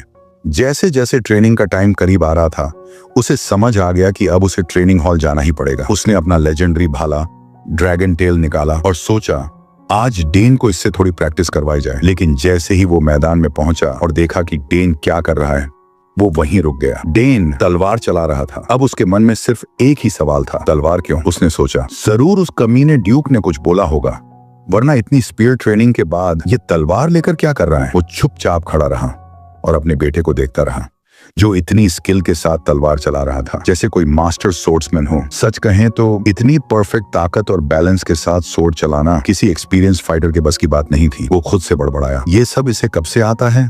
लेकिन एक बात क्लियर थी, डेन में सोर्ड के लिए भी नेचुरल टैलेंट था। आखिरकार उसने पूछा, तुझे ये सब जबरदस्त मूव्स कब से आने लगे बेटा? अब जब बात खुल ही गई थी तो डेन ने सच बोलना बेहतर समझा। उसने कहा, मैंने ये सीखा नहीं है। ये सुनते ही उसके पिता चौंक गए। मतलब ये भी एक हिडन टैलेंट है? वो सोचने लगे, स्पीयरमैनशिप, मैजिक, असैसिनेशन, सुमनिंग और अब सोर्ड्समैनशिप भी। अगर मैं खुद अपनी आंखों से न देखता तो कभी यकीन नहीं करता कि एक बच्चा इतने सारे फील्ड्स में गिफ्टेड हो सकता है। फिर उन्होंने पूछा, बेटा क्या तुझे कभी दीवारों के बाहर की दुनिया देखने की इच्छा हुई है? डेन थोड़ी देर के लिए सोच में पड़ गया। डैड का मतलब क्या है? उन्होंने कहा, अगर तुझे बाहर की दुनिया एक्सप्लोर करनी है तो जा। मुझे लगता है ये देश तेरे टैलेंट के लिए बहुत छोटा है। अगर तू यहीं रहा तो खुद को बर्बाद करेगा। डेन की आंखों में हल्की सी उदासी आ गई। उसे समझ आ गया, अब उसके पिता भी उसे रोकना नहीं चाहते। उसने मुस्कुराकर कहा, हाँ पापा, मैं बाहर की दुनिया के बारे में जानना चाहता हूँ। उसके पिता भी मुस्कुरा दिए। तो ठीक है, अब तुझे असली दुनिया के लिए तैयार करना पड़ेगा। उन्होंने अपना भाला उसकी तरफ बढ़ाया। आज तेरे लिए कुछ खास लाया हूँ। डेन को देखते ही समझ आ गया, ये क्या है? उन्होंने कहा, याद है जब तू 1 साल का था तब ये भाला तुझसे रिएक्ट किया था? ये वही ड्रैगन टेल है। उन्होंने भाला उसके हाथ में दिया। ले, अब ये तेरा है। जैसे ही डेन ने भाला पकड़ा, उसके अंदर बिजली सी दौड़ गई। पिता हैरानी से बोले, इस बार तो पिछली बार से भी ज्यादा स्ट्रॉन्ग रिएक्शन हो रहा है। फिर बोले, जब तू बाहर जाएगा उससे पहले मैं चाहता हूँ कि तू इस भाले का मास्टर बन जाए। एक दिन ये तेरा होगा, लेकिन पहले तुझे इसे कैरी करने लायक बनना होगा। डेन ने कॉन्फिडेंटली कहा, मैं मेहनत करूंगा पापा, और आपकी टीचिंग्स को ऑनर करूंगा। बाद में अपने कमरे में बैठा हुआ डेन बस सोच रहा था। अब तक उसकी जिंदगी बस बैटलफील्ड रही थी। लड़ाई, कैंप सेट करना, हथियार साफ करना, बेस्वाद खाना और अगली जंग की तैयारी। उसे हमेशा लगा कि उसका अंत या तो जंग में होगा या जंग के बाद। लेकिन अब पहली बार उसके सामने एक नया रास्ता था, एक नॉर्मल जिंदगी का रास्ता। उसे नहीं पता था कि बाहर की दुनिया कैसी होगी, वो लोग कैसे होंगे, उसे अपनाएंगे या नहीं। लेकिन अब वो कहीं भी जा सकता है, कुछ भी कर सकता है। पहले तो वो यही चाहता था, यहीं रहे, घर के कंफर्ट में। लेकिन उसके पापा की बातों ने उसकी सोच बदल दी। अब वो रेडी है बाहर जाने के लिए। तभी उसकी माँ चुपचाप कमरे में आई। डेन चौंक गया। मॉम, आप कब आई? माँ हंसकर बोली, तू इतना खोया हुआ था, तुझे नॉक तक नहीं सुनाई दी। असली बात तो ये थी, उसने नॉक किया ही नहीं, प्योर असैसिन स्टाइल। फिर माँ ने पूछा, तू सच में बाहर की दुनिया एक्सप्लोर करना चाहता है? डेन ने सिर हिलाया। हाँ, पापा ने कहा था कि अगर मैं यहीं रहा तो मेरा टैलेंट बर्बाद हो जाएगा और मुझे भी अब बाहर की दुनिया जाननी है। वो माफी मांगने ही वाला था, लेकिन माँ ने उसे गले लगा लिया। माफी की कोई जरूरत नहीं बेटा, मुझे तुझ पर पूरा भरोसा है। डेन ने थोड़ा उदास होकर कहा, बहनें यहाँ नहीं हैं और मुझे डर भी लग रहा है बाहर जाने से। माँ मुस्कुराई। डर लगता है तो जा, यही करेज होता है। दुनिया तुझे ढूंढेगी, एक दिन तुझे अपनाएगी, बस तू खुद को सच्चा रखना। फिर वो बोली, काश तू और वक्त मेरे साथ बिता सकता, पर जा, कर वो सब जो तेरा दिल कहता है। डेन ने वादा किया, मैं आपको सब बताने के लिए वापस आऊंगा। माँ मुस्कुराई, और मैं तुझे सिखाऊंगी वो सब जो तुझे वहाँ काम आएगा। डेन ने पूछा, क्या सिखाओगी आप? माँ का चेहरा एक्साइटमेंट से भर गया। Assassin skills, tricks, tactics, secrets, सब कुछ। डेन हैरान था, यानी अभी से ट्रेनिंग शुरू? और माँ ने एकदम गंभीरता में कहा, तू बाहर जाने से पहले मेरी कंप्लीट ट्रेनिंग से गुजरेगा, समझा? और वहीं से शुरू हुआ असली चैलेंज, माँ के साथ सर्वाइवल ट्रेनिंग। वो वर्मिन की स्पीड से जूझ रहा था, क्योंकि वो उसके ही बराबर भाग रही थी। वो बड़ी सी रैट एकदम रुकी और अचानक पलटकर दोबारा अटैक करने को तैयार हो गई। इस बार उसने अपना लॉन्ग रेंज वेपन यूज किया। अपने मुंह से एक अजीब सी चीज थूकी जो सीधा डेन की तरफ आ रही थी। डेन ने बहुत ध्यान से इस सिचुएशन को एनालाइज किया। उसे ये नहीं पता था कि ये चीज क्या है, पर इतनी बात साफ थी, ये बहुत डेंजरस थी। उसने अपना भाला घुमाया और उस अटैक को बड़ी सफाई से न्यूट्रलाइज कर दिया। डेन ने दांत भींच ली, क्योंकि उसे पता था कि अब और टाइम वेस्ट नहीं किया जा सकता। डिफेंड करते रहने से उसका टाइम ही बर्बाद होगा। अब वक्त था टेबल टर्न करने का। उसके बॉडी के चारों ओर एक नीला ऑरा बनने लगा और उसकी नजर अपने टारगेट पर फिक्स हो गई। एक तेज और फ्यूरियस मूव चेन में उसने अपने स्पीयरमैन स्किल्स का दमदार प्रदर्शन किया। वो हवा में इतनी आसानी से मूव कर रहा था जैसे ग्रेविटी का उस पर कोई असर ही ना हो। और उसकी ट्रैकिंग एकदम फ्लॉलेस। नतीजा, रूसल्ट की गर्दन एक क्लीन कट में आधी कट गई। डेन ने पीछे मुड़कर भी नहीं देखा। वो बस वहां से निकला और अपनी मिशन की तरफ बढ़ गया। सूरज ढलते ढलते वो ट्रायल के एंड पॉइंट तक पहुंच चुका था। वो पूरी तरह से थका हुआ था, सांसें तेज थीं, उल्टी तक आ रही थी, पर कम से कम अब वो उस भयानक जंगल से बाहर था। अचानक उसे जंगल से एक डरावनी प्रेजेंस महसूस हुई। उसे लगा शायद अभी उसका टेस्ट खत्म नहीं हुआ। वो झट से उठ खड़ा हुआ और गार्ड डाउन करने पर पछता रहा था। जैसे ही वो उस प्रेजेंस से भिड़ने वाला था, वो रुक गया। वो कोई और नहीं, उसकी माँ लिली थी।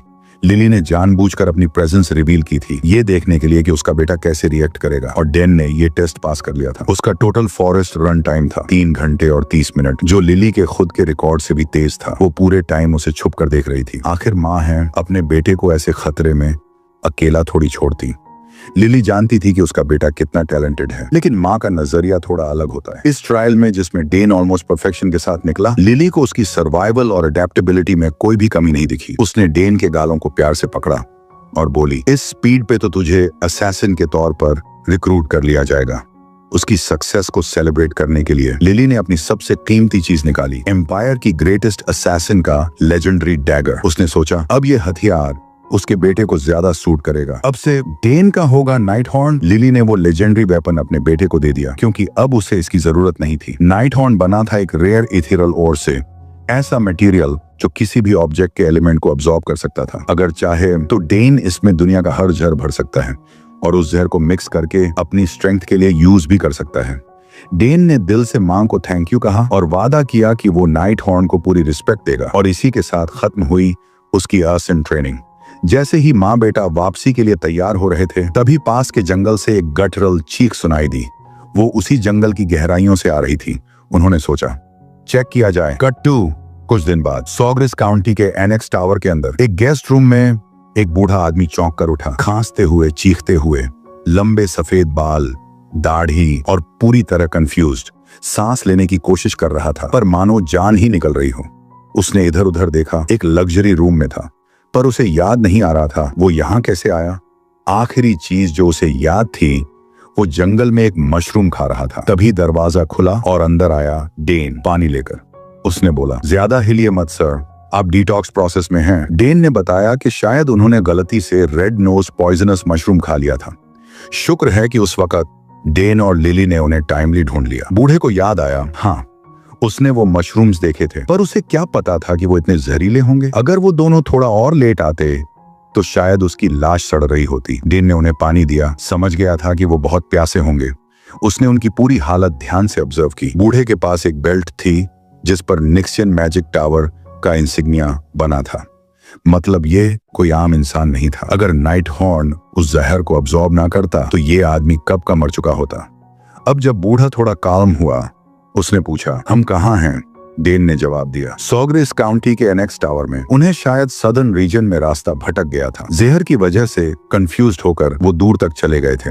डेन ने सलाह दी, थोड़ा आराम करिए, काउंट आपसे जल्द मिलने आएंगे। फिर उसने खुद को इंट्रोड्यूस किया, मैं काउंट सोग्रिस का सबसे छोटा बेटा हूँ, डेन सोग्रिस।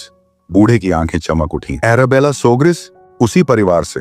एराबेला सोग्रिस, वो जीनियस जो पूरे एम्पायर के मैजिक टावर्स की नजरों में थी। डेन ने बताया, हमें जंगल में ये ट्रेनिंग के दौरान मिले थे, मैं और मेरी माँ। बूढ़े ने पानी थूकते थूकते रोका, तुम लोग उस पागल जंगल में ट्रेनिंग कर रहे थे? मैं 8 चेन मेज हूँ, फिर भी वहाँ अपनी मना की फ्लो ही बिगाड़ दी, पूरा बॉडी रैक हो गया। एंशिएंट माना, अनडिटेक्टेबल ट्रैप्स। उस जंगल में तो कोई मॉडर्न मेज सर्वाइव ही नहीं कर सकता। वो जंगल सोग्रिस फैमिली की टेरिटरी थी, मतलब किसी आउटसाइडर के लिए वो जगह एक मौत का जाल थी। बूढ़ा अब समझ गया था, अगर ये लड़का मुझे नहीं मिलता तो मेरी लाश वहीं सड़ रही होती। उसने देखा, इतनी कम उम्र में ये लड़का न सिर्फ जंगल में सरवाइव कर पाया, बल्कि खुद से एंटीडोट बनाकर उसकी जान भी बचाई। इतनी प्रिसाइज नॉलेज और प्रोडक्शन स्किल्स के साथ एंटीडोट बनाना इतनी यंग एज में इम्पॉसिबल लगता था। अब उसे यकीन हो गया, सोग्रिस परिवार सच में ब्लेस्ड है। मैजिक और समनिंग में 2 जनरेशनल जीनियसेस के साथ साथ अब ये यंगेस्ट बेटा भी एक मॉन्स्टर निकला। अगर आज भी कॉन्टिनेंट में युद्ध होता तो हाउस सोग्रिस एम्पायर की सबसे पावरफुल नोबल फैमिली बन सकती थी। बूढ़े ने शुक्रिया कहा, मुझे जिंदगी दी है तुमने लड़के, मैं तुम्हारा कर्जदार हूँ। उस बच्चे की हिम्मती बात सुनकर वो थोड़े चौंक गए, लेकिन फिर भी उन्होंने जोर देकर कहा कि वो अपने उधार जरूर चुकाते हैं। सबसे पहले उन्होंने सोचा कि ठीक से अपना परिचय दे दें। असल में ये बूढ़े साहब थे सिड्रेन गॉस। कुछ समय पहले तक वो निक्सियन मैजिक टावर के हेड हुआ करते थे। सिड्रेन को अपने नाम और रुतबे पर बड़ा गर्व था। उन्होंने बड़े फख्र से डेन से कहा, जो चाहो मांग लो। लेकिन वो नौजवान बस हल्की सी मुस्कान के साथ सिड्रेन की इस हम्बल ब्रैग को देखता रहा। उसे समझ आ गया था कि ये बूढ़ा जादूगर उन लोगों में से है जो घर बार के बिना भी जी लेते हैं, क्योंकि सब कुछ उन्होंने सब स्पेस में स्टोर कर रखा होता है। सिड्रेन को थोड़ा अजीब सा लगा कि अपना परिचय देने के बाद भी डेन एकदम शांत है। आमतौर पर लोग मैजिक टावर के हेड के सामने झुक जाते हैं या कम से कम हैरान हो जाते हैं, पर यह बच्चा एकदम बेअसर। अपनी पोजीशन दोबारा स्थापित करने के लिए सिड्रेन ने फिर कहा, जो चाहिए बेहिचक मांग लो। डेन ने कुछ पल सोचा। सिड्रेन मुस्कुरा रहे थे। उन्हें लगा अब शायद कोई बड़ा रिवॉर्ड मांगेगा, लेकिन डेन ने बस इतना कहा, थोड़ा टाइम चाहिए सोचने के लिए। सिड्रेन के दिल को तसल्ली देने का कोई इरादा नहीं था उसका। फिर वो मुड़ा, दरवाजे की तरफ देखा और बस इतना बोला, रेस्ट कीजिए, जल्दी ठीक हो जाइए। जब वो लड़का कमरे से चला गया तो सिड्रेन बस बिस्तर पर बैठकर उसे देखता रह गया। उसे पहली बार किसी ने ऐसा महसूस कराया था जैसे वो कोई आम मैजिशियन हो। असल में सिड्रेन का तो मन था 1-2 दिन में निकल लेने का, लेकिन अब नहीं। अब तो उसे ये इंटरेस्टिंग बच्चा डेन और जानना था। बाद में डेन ने कैजुअली हरमान को बताया कि ये बूढ़े कौन हैं, और हरमान तो एक्साइटमेंट में बता बैठा, सर ये 8 चेन मेज में से एक हैं, यानी एलीट ऑफ द एलीट। इसका मतलब था एक बहुत बड़ा आदमी अब डेन का उधारदार था। देखिए, मैजिक टावर्स इस कॉन्टिनेंट में अलग ही देशों की तरह ऑपरेट करते हैं, जैसे सॉवरेन नेशंस। मतलब सिड्रेन बहुत ही पावरफुल इंसान है। पर यह सवाल अभी भी रह गया, वो ऐसे जंगल में क्यों थे? क्योंकि वो कोई आम जंगल नहीं था। जादूगरों ने तो उसे forest of the last days कहा है, एक फॉरबिडन जगह है। नाम से ही लग जाता है कि वहां आम इंसान का जाना सही नहीं है। डेन ने अपने हाथ में पकड़ी तलवार को देखा और हरमन से कहा, एक नई तलवार ले आओ, ये अब बहुत हल्की और छोटी लगती है। शुक्र है, काउंट बहुत सा युद्ध का सामान लेकर आए थे। उनके पास बहुत से हथियार थे। अब कल से डेन एक प्रॉपर लॉन्ग स्वॉर्ड से ट्रेनिंग शुरू कर सकता था। फिलहाल उसी हल्की तलवार से आज का सेशन पूरा कर लेगा। वैसे उसके पास ड्यूक थर्मियोन की दी हुई वो क्रेस्ट भी थी, एक तरह का फ्री कूपन कोई भी हथियार बनवाने का। अब तो उस दिन को 7 साल हो चुके थे। डेन उन दिनों को याद करता है बड़ी मोहब्बत से। अगर वो कभी कैपिटल गया तो सबसे पहले ड्यूक की टेरिटरी ही जाएगा। प्रैक्टिस के बाद उसे ट्रेनिंग हॉल के बाहर अपने पिता मिले। डेन को लगा था कि उनके कुछ बाहर के काम होंगे, लेकिन सरप्राइजिंगली वो जल्दी लौट आए थे। बाहर का काम जल्दी निपट गया था और अब काउंट सोग्रिस को जल्दी आना पड़ा, क्योंकि उनके गेस्ट रूम में मैजिक टावर का हेड रिकवर कर रहा था। वो चाहते थे कि सिड्रेन गॉस एराबेला की मदद करें। उसे एक अच्छे मास्टर की जरूरत थी। डेन भी सोच रहा था कि वो अपनी बहन की मदद के लिए सिड्रेन से बोले, लेकिन फिर सोचा, क्या वो बूढ़ा उस लड़की के मिजाज को झेल पाएगा? उसने सुना था एराबेला ने एक बार अपने सीनियर को सिर्फ इरिटेटिंग होने पर घूंसा मार दिया था। खैर, काउंट ने अपने बेटे की तारीफ की, तूने सही किया, किसी की जान बचाई। डेन ने बस अपना फर्ज निभाया था, पर यह फर्ज हर कोई नहीं निभा पाता। डेन अब एक बहुत शानदार नौजवान बन चुका था। साल दर साल काउंट के लिए अपनी बेटियों की झलक भी देखना मुश्किल होता जा रहा था। एराबेला ने अपनी लंबी सेमेस्टर खत्म कर ली थी और अब किसी मैजिक टावर को ज्वाइन करने की सोच रही थी। वहीं क्लेयर एक असिस्टेंट प्रोफेसर बन चुकी थी। ये होता है एक्स्ट्रॉर्डिनरी बच्चों की कीमत। सच है, क्लेयर और एराबेला दोनों कमाल की थीं, पर काउंट की उम्मीदें अपने इकलौते बेटे से भी कम नहीं थीं। वो अक्सर सोचते, ये दुनिया कैसे संभालेगी इतनी सारी खूबियों वाले इंसान को। उन्हें तो उस दिन का इंतजार था जब उनका रिवॉल्व बाउट थर्मियोन डेन की प्रोग्रेस देखेगा। रीइंकार्नेशन के इतने साल बाद भी ड्यूक थर्मियन से फिर तलवारें भिड़ाने की सोच में ही वो जोश भर आता है। वैसे लैला का क्या हाल है? उसका आखिरी खत 1 साल पहले आया था। कैपिटल जाते वक्त डेन उससे जरूर मिलेगा। कुछ दिन बाद सिड्रेन ने गेस्ट रूम में पड़े पड़े बोर हो जाना शुरू कर दिया। हालांकि अभी तक वो पूरी तरह से ठीक नहीं हुए थे।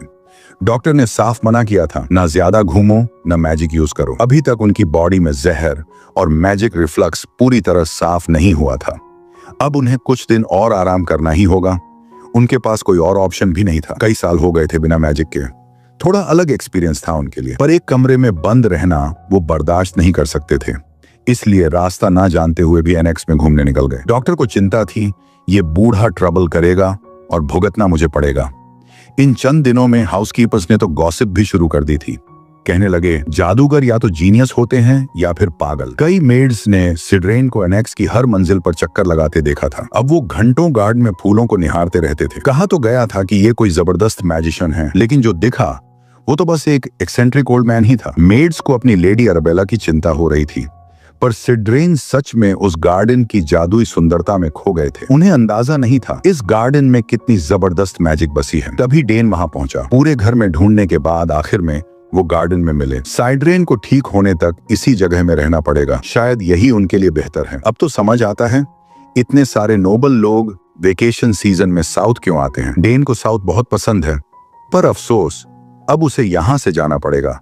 सिड्रेन ने कैजुअली पूछा, अब कहाँ जा रहे हो? डेन ने भी कैजुअली जवाब दिया, कैपिटल जा रहा हूँ। सिड्रेन ने सोचा शायद एकेडमी जा रहा होगा। आखिर उसकी दोनों बहनें वहां की स्टार्स हैं। हाउस ऑफ सोग्रिस की बेटियां तो कमाल की थी ही, पर सिड्रेन को अब ज्यादा क्यूरियोसिटी डेन को लेकर थी।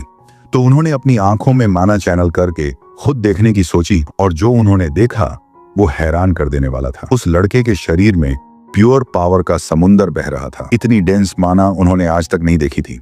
जहां आमतौर पर किसी जीनियस की शक्ति एक स्ट्रीम की तरह होती है, वहीं डेन एक रेजिंग रैपिड था जो अपने रास्ते की हर चीज को बहा ले जाए। इतनी यंग बॉडी में इतनी मैजिक आमतौर पर अनस्टेबल होती है, किसी भी वक्त फट सकती है, पर यहाँ सब कंट्रोल में था। और आखिर में डेन ने उस बूढ़े को टोका, बिना पूछे मेरी मैजिक क्यों चेक कर रहे थे? बिल्कुल बेहुदा हरकत थी, डेन ने साफ साफ कह दिया।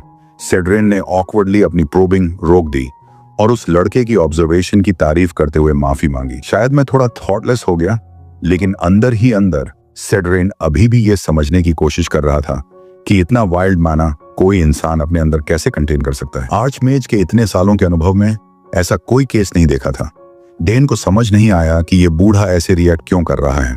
सिड्रेन का ध्यान अब क्वांटिटी और डेंसिटी से हटकर एक और शॉकिंग चीज पर गया। उस लड़के के पास मैजिक सर्कल ही नहीं था। इतनी रेयर माना डेंसिटी और तुम बस भाला घुमा रहे हो? वो प्रैक्टिकली चिल्ला पड़ा, तुमने कोर बना लिए, सर्कल नहीं।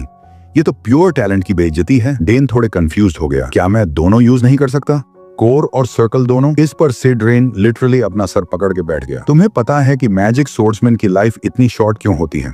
उसने कहा, क्योंकि कोर और सर्कल एक दूसरे को इंटरफियर करते हैं। जब ये टकराते हैं तो सब बर्बाद हो जाता है। डेन को थोड़ा आइडिया था, लेकिन ये बात इतनी डेंजरस है ये नहीं पता था।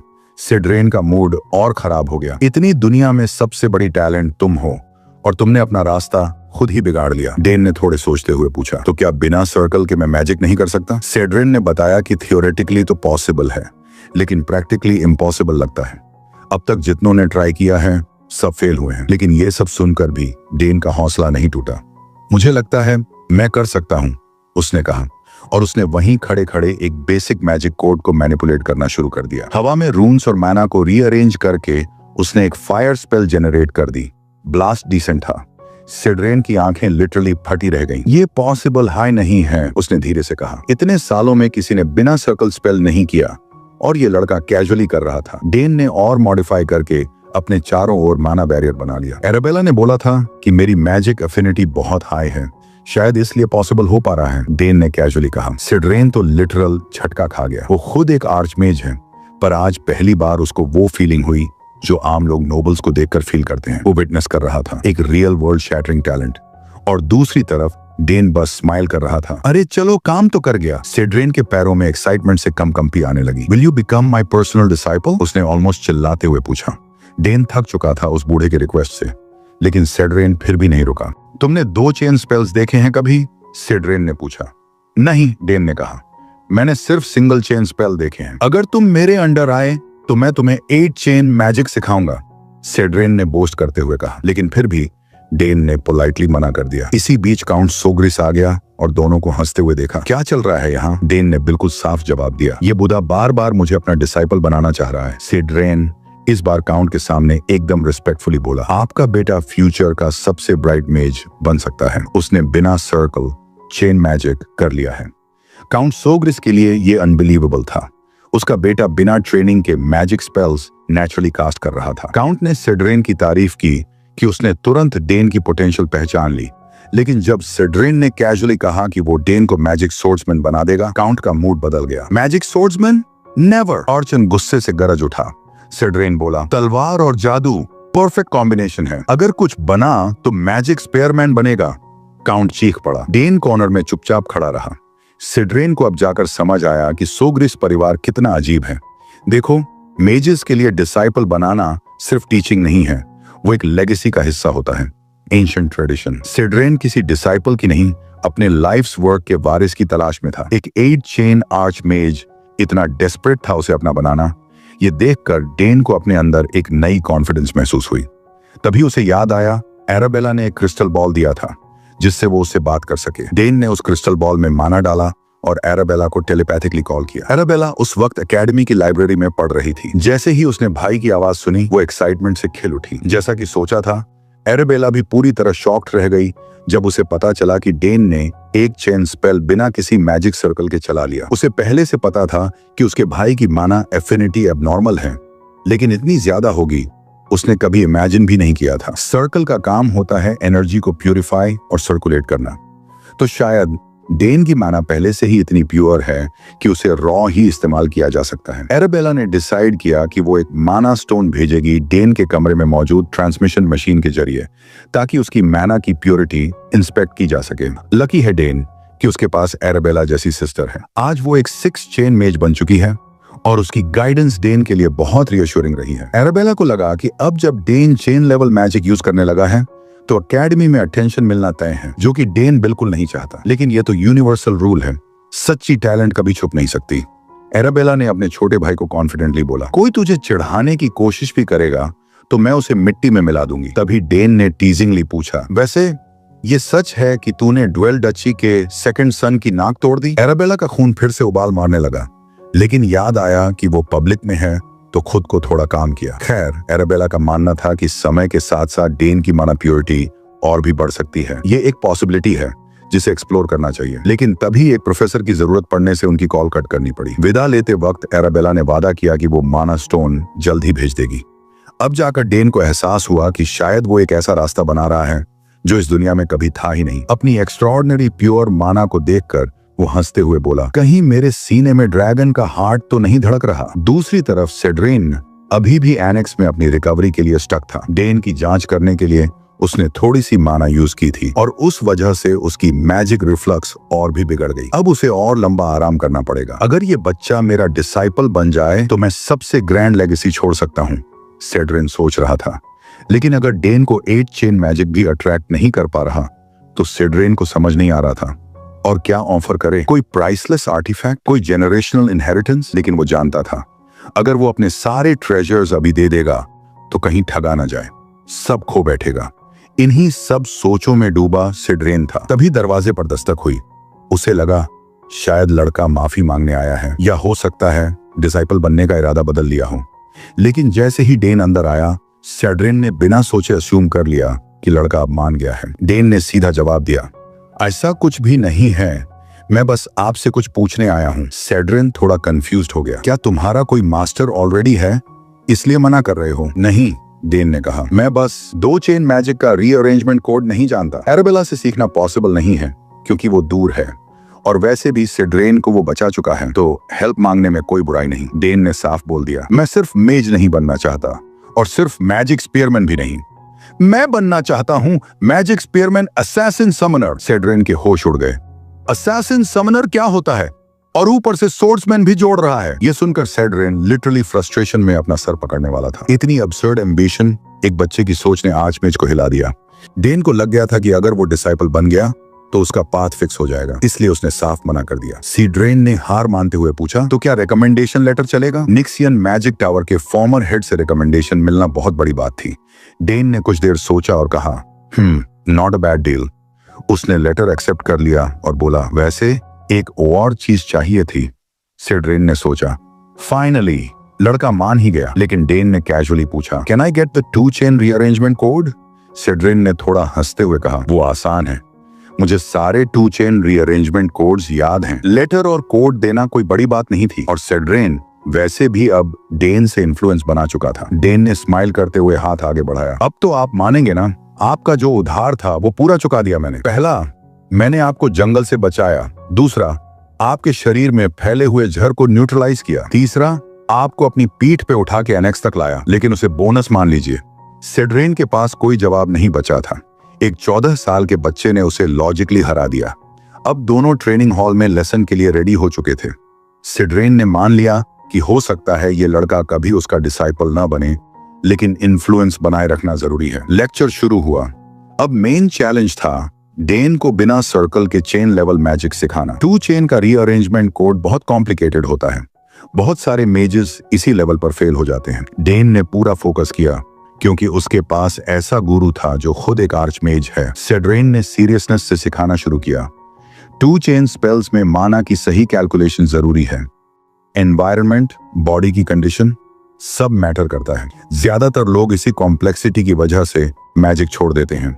सेड्रेन ने सारी टेक्निकल एक्सप्लेनेशन दी और पूछा, कुछ समझ नहीं आया क्या? डेन मुस्कुराकर बोला, नहीं सर, प्लीज कंटिन्यू। उसके लिए यह सब सुनना आई ओपनिंग था। सेड्रेन ने टेस्ट लेने के लिए पूछा, रीअरेंजमेंट लॉज ऑफ मैजिक क्या होते हैं? डेन ने अपने नोट्स से सुनिश्चित उत्तर दिया, पहला कानून, सहजीवन, मैजिक पावर फिजिकल वर्ल्ड में और दूसरी माना सोर्सेस के साथ कोएग्जिस्ट कर सकती है। सह अस्तित्व के जरिए मेजेस अपने अंदर की पावर और अपने आसपास के एनवायरनमेंट की मैजिक पावर का इस्तेमाल करते हैं अपनी मैजिक एक्टिवेट करने के लिए। दूसरा प्रिंसिपल है कंजर्वेशन। अगर मैजिक पावर किसी खास एलिमेंटल मटेरियल को एक जगह इकट्ठा कर ले तो वो कंजर्वेशन के जरिए अलग अलग एट्रीब्यूट्स दिखा सकती है। डेन ना सिर्फ मैजिक की नेचर को अच्छे से समझता था, बल्कि वो उसमें अपने खुद के इंटरप्रिटेशंस भी जोड़ रहा था। जहां ज्यादातर लोगों को मैजिक थ्योरी बोरिंग लगती है, वहां इस लड़के के लिए तो ये सब फैसिनेटिंग था। उसके पास टैलेंट था, टूल्स थे और सबसे ज्यादा नॉलेज पाने की भूख। ऐसा परफेक्ट मेज कैंडिडेट वाकई में कैसे पॉसिबल था? लेक्चर जारी रखते हुए सेड्रेन ने समझाया कि जैसे जैसे मैजिक चेन्स बढ़ते हैं, मैजिक कोड्स एक्सपोनेंशियली ज्यादा कॉम्प्लेक्स हो जाते हैं। थियरी पे डिस्कशन करने की बजाय सेड्रेन ने एक डेमोन्स्ट्रेशन देना बेहतर समझा। उसने अपनी थोड़ी सी माना समन की और बेसिक रूल्स का यूज करके एक सिंपल मैजिक ग्रिड बनाया, एक चेन वाले मैजिक कास्ट को डेमोन्स्ट्रेट करने के लिए। लेकिन कॉम्प्लेक्सिटी असली में 2 चेन से शुरू होती है। सेड्रेन ने उस स्लिवर ऑफ माना को एक स्वर्लिंग मेस में बदला, रून्स और एनर्जी से भरा हुआ, और 2 चेन मैजिक का रीअरेंजमेंट कोड दिखाया। डेन पूरे ध्यान से उस डैजलिंग डिस्प्ले को ऑब्जर्व कर रहा था। उसकी नजरें उन कॉम्प्लिकेटेड नॉट्स पे टिकी हुई थी। सेड्रेन ने कोड को मैनिपुलेट किया और 2 चेन वाली फायर मैजिक, फायर एरो बना दी। मैजिक कोड्स में मास्टरी का एक ही रास्ता है, बार बार उनका इस्तेमाल करना। सेड्रेन को लगने लगा था कि अब डेन को समझ में आने लगा है कि मैजिक असल में कितना कॉम्प्लेक्स हो सकता है। उसके हिसाब से ज्यादातर लोग एक चेन से 2 चेन में शिफ्ट करने में कम से कम 1 साल लगा देते हैं, चाहे कोई कितना भी टैलेंटेड क्यों ना हो। इंसानी दिमाग एक टाइम पे कोड का सिर्फ एक हिस्सा ही समझ पाता है। सेड्रेन ने सोचा था कि वो 1 हफ्ते तक डेन को धीरे धीरे 2 चेन कोड्स का टेक्निक सिखाएगा, लेकिन डेन तो अब ट्राई करने के लिए ऑलरेडी रेडी था। सेड्रेन को कोई नुकसान नहीं दिखा। उसने सोचा फेल तो होगा ही, पर जब डेन ने अपने अंदर से माना को बुलाना शुरू किया और फर्स्ट कोड बनाना शुरू किया, सेड्रेन को ऐसा लगा जैसे वो किसी मास्टर को देख रहा हो। डेन ने अपनी प्योर माना को हवा में स्वर्ल करते हुए अपने हाथों से मैनिपुलेट किया और बिल्कुल वही ग्रिड बना डाली जो सेड्रेन ने पहले 1 चेन कोड में दिखाई थी। उसकी लाइंस की लेंथ और विड्थ इतनी प्रिसाइज थी कि सेड्रेन एकदम दंग रह गया। डेन यहीं रुक सकता था और तब भी उसे एक अनडिनाइबल जीनियस माना जाता। But where is the fun in that? उसने माना ग्रिड को डिकंस्ट्रक्ट किया और हवा में स्वर्लिंग माना का वही कैओटिक पैटर्न क्रिएट करना शुरू किया। सेड्रेन की आंखें वाइड हो गईं क्योंकि वो देख रहा था एक परफेक्ट रेप्लिकेशन, वही 2 चेन रीअरेंजमेंट कोड जिसे उसने बस एक बार डेमोन्स्ट्रेट किया था। जब सेड्रेन ने पूछा कि उसने इतना फास्ट कैसे किया, तो डेन ने सिंपली कहा, ऑब्जर्वेशन और रूल्स की मेमोराइजेशन। मैंने हर फैक्टर को अपने माइंड में विजुअलाइज किया और बस मैजिक कोड बन गया। सरप्राइजिंगली इजी लगा। सेड्रेन बार बार स्टन्ड होता जा रहा था। वो खुद एक मैजिक जीनियस था, लेकिन उसे 2 चेन तक पहुंचने में काफी टाइम लगा था। और ये लड़का बिना किसी मैजिक सर्कल के मिनट्स में उस लेवल पे पहुंच गया। और जैसे सेड्रेन का हार्ट अटैक आना बाकी हो, डेन ने डिक्लेयर कर दिया, मैं फायर एरो भी ट्राई करूंगा। उसने अपनी मैना और रून्स को लाइटनिंग स्पीड से अपने बॉडी के आसपास मूव कराया।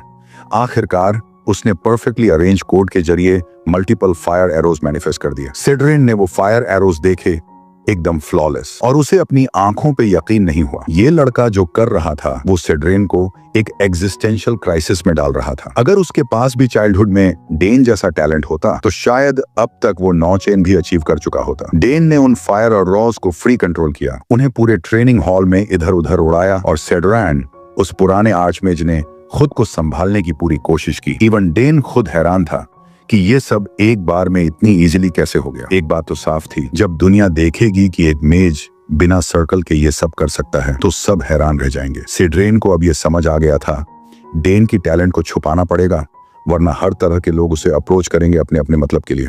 और सिड्रेन अब भी हार नहीं मान रहा था। वो इस बच्चे को अपना डिसाइपल बनाना चाहता था। डेन ने जिस ईज से फर्स्ट कोड पिक किया, सिड्रेन को लगा अब हम आगे बढ़ सकते हैं और ज्यादा कोड सीख सकते हैं। लेकिन अब उसे थोड़ा सोच समझ के एकेडमी के लिए रिकमेंडेशन लेटर लिखना होगा। दिन के अंत में डेन अपने बिस्तर पे लेटा था, पूरे दिन की मैजिक लेसन को रिफ्लेक्ट करते हुए। उसने डिसाइड किया कि वो थ्योरी और प्रैक्टिस दोनों अच्छे से सीखेगा। अपनी पिछली जिंदगी को याद करते हुए उसे वो दिन याद आए जब उसे जबरदस्ती एक ऐसी लाइफ में धकेल दिया गया था जहां मैजिक सीखना तो दूर, जिंदा रहना ही एक चैलेंज था। उस टाइम पे उसे तलवार चलाने और अपनी जान बचाने से फुर्सत ही नहीं मिलती थी। उस जमाने में मैजिक का मतलब सिर्फ थ्योरी होता था, प्रैक्टिकल स्पेल कास्टिंग तो लग्जरी थी। पर इस जिंदगी में उसके पास समय है, रिसोर्सेस हैं और सबसे बड़ी बात टैलेंट है। अब वो एराबेला से सीखी हुई थ्योरी और अपने अंदर की नेचुरल एबिलिटी दोनों को कंबाइन कर सकता है। और अगर उसे सही गाइडेंस मिले तो उसका ग्रोथ लिटरली एक्सप्लोसिव हो सकता है। अब जब वो एक फॉर्मर टावर मास्टर से सीख रहा है, उसे एक्साइटेड होने से कोई नहीं रोक सकता कि आगे क्या क्या मैजिक वो सीखने वाला है। आधा महीना बीत चुका था। डेन अपने पापा के पास गया एक रिक्वेस्ट लेकर। उसने कहा कि उसे एक मैजिक रीएजेंट बनवाना है, पर उनके पास रिक्वायर्ड मटेरियल्स नहीं थे, तो उसे टेरिटरी के बाहर जाना पड़ेगा। काउंट सोग्रेस अपने बेटे की प्रोग्रेस देखकर थोड़े हैरान थे, लेकिन सिड्रेन ने उसकी साइड ली और काउंट को अश्योर्ड किया कि डेन अब रेडी है, क्योंकि वो ऑलरेडी 4 रीअरेंजमेंट कोड्स मास्टर कर चुका है। जहां नॉर्मल जीनियसेस को एक कोड सीखने में महीना लगता है, वहां इस लड़के ने 4 सीख लिए। काउंट सोग्रेस को पता था कि मैजिक रिएजेंट्स मिलना मुश्किल होता है और डेन को उसके बारे में नॉलेज भी अपनी फैमिली की मैजिक लाइब्रेरी से ही मिला था। सिड्रेन को अब पूरा यकीन हो गया था कि ये बच्चा बाकियों से अलग है। वो तो इस बात से भी खुश था कि डेन को मैजिक रिएजेंट जैसी बोरिंग चीज में भी इंटरेस्ट है। आखिरकार काउंट ने परमिशन दे दी, ये सोचते हुए कि ये जर्नी उसके बेटे के लिए एक वैल्यूएबल अनुभव होगी। टेरिटरी के बाहर जाकर डेन को अपने ही इलाके को एक्सप्लोर करने का मौका भी मिल जाएगा। डेन ने अपने पिता को थैंक यू कहा उन पर ट्रस्ट दिखाने के लिए। इस छोटी सी जर्नी में सिड्रेन और हरमन भी उसके साथ थे। टेरिटरी के आउटर रीजन्स में भी लोग उसे देखकर रिस्पेक्टफुल बातें कर रहे थे। डेन ने भी उनको वही वार्मथ और मुस्कान से जवाब दिया। इस जर्नी में सिड्रेन को भी महसूस हुआ कि काउंट सोग्रेस एक जेन्युइनली अच्छे लॉर्ड हैं, क्योंकि उनके लोग इतने खुश थे। साउथ में सच में बहुत कुछ है, टेस्टी स्नैक्स, ऑसम वेदर और दिल से अच्छे लोग। कैपिटल में ऐसा नजारा बहुत रेयरली देखने को मिलता है। शायद इसीलिए डेन को ये जगह इतनी पसंद है। उनकी छोटी सी कैरावैन आउटस्कर्ट्स में मैजिक सप्लाई शॉप तक पहुंचने की कोशिश कर रही थी। डेन कभी उस शॉप में नहीं गया था, तो उसने हरमन को रास्ता दिखाने के लिए कहा। तीनों ने पेस तेज किया और जल्दी ही डेस्टिनेशन तक पहुंच गए। मैजिक शॉप की शॉपकीपर ने जब यंग मास्टर डेन को अपनी दुकान में एंटर करते देखा तो वो शॉक्ड रह गई। उसने उसकी सिल्वर हेयर और स्टनिंग एमरल्ड आईज की तारीफ की और डेन ने मुस्कुराकर उसका धन्यवाद किया। शॉपकीपर ने बताया कि आजकल फीएफ से ज्यादा लोग मैजिक सप्लाईज लेने नहीं आते। थैंकफुली कुछ फॉरेनर कस्टमर्स की वजह से उसकी दुकान चल रही है। वो सिड्रेन को भी पहचान गई, farmer Lord of the magic tower, और बड़े सम्मान से उसका स्वागत किया। अब सिड्रेन का मूड और अच्छा हो गया। आखिरकार किसी ने उसे पहचाना था। शॉपकीपर ने दोनों को इनवाइट किया कि वो आराम से पूरे सामान को देख सकते हैं और अगर कुछ चाहिए हो तो बस आवाज दे दें। क्योंकि ये डेन का पहली बार था किसी मैजिक शॉप में, सिड्रेन ने उसे कहा जितना मन करे एक्सप्लोर कर। खुद सिड्रेन तो शॉपकीपर के साथ बातों में बिजी हो गया। इसके साथ ये पार्ट खत्म होता है। अगर आपको वीडियो देखकर मजा आया तो चैनल को सब्सक्राइब करें, वीडियो को लाइक करें और अपने दोस्तों के साथ ये वीडियो शेयर कर दें।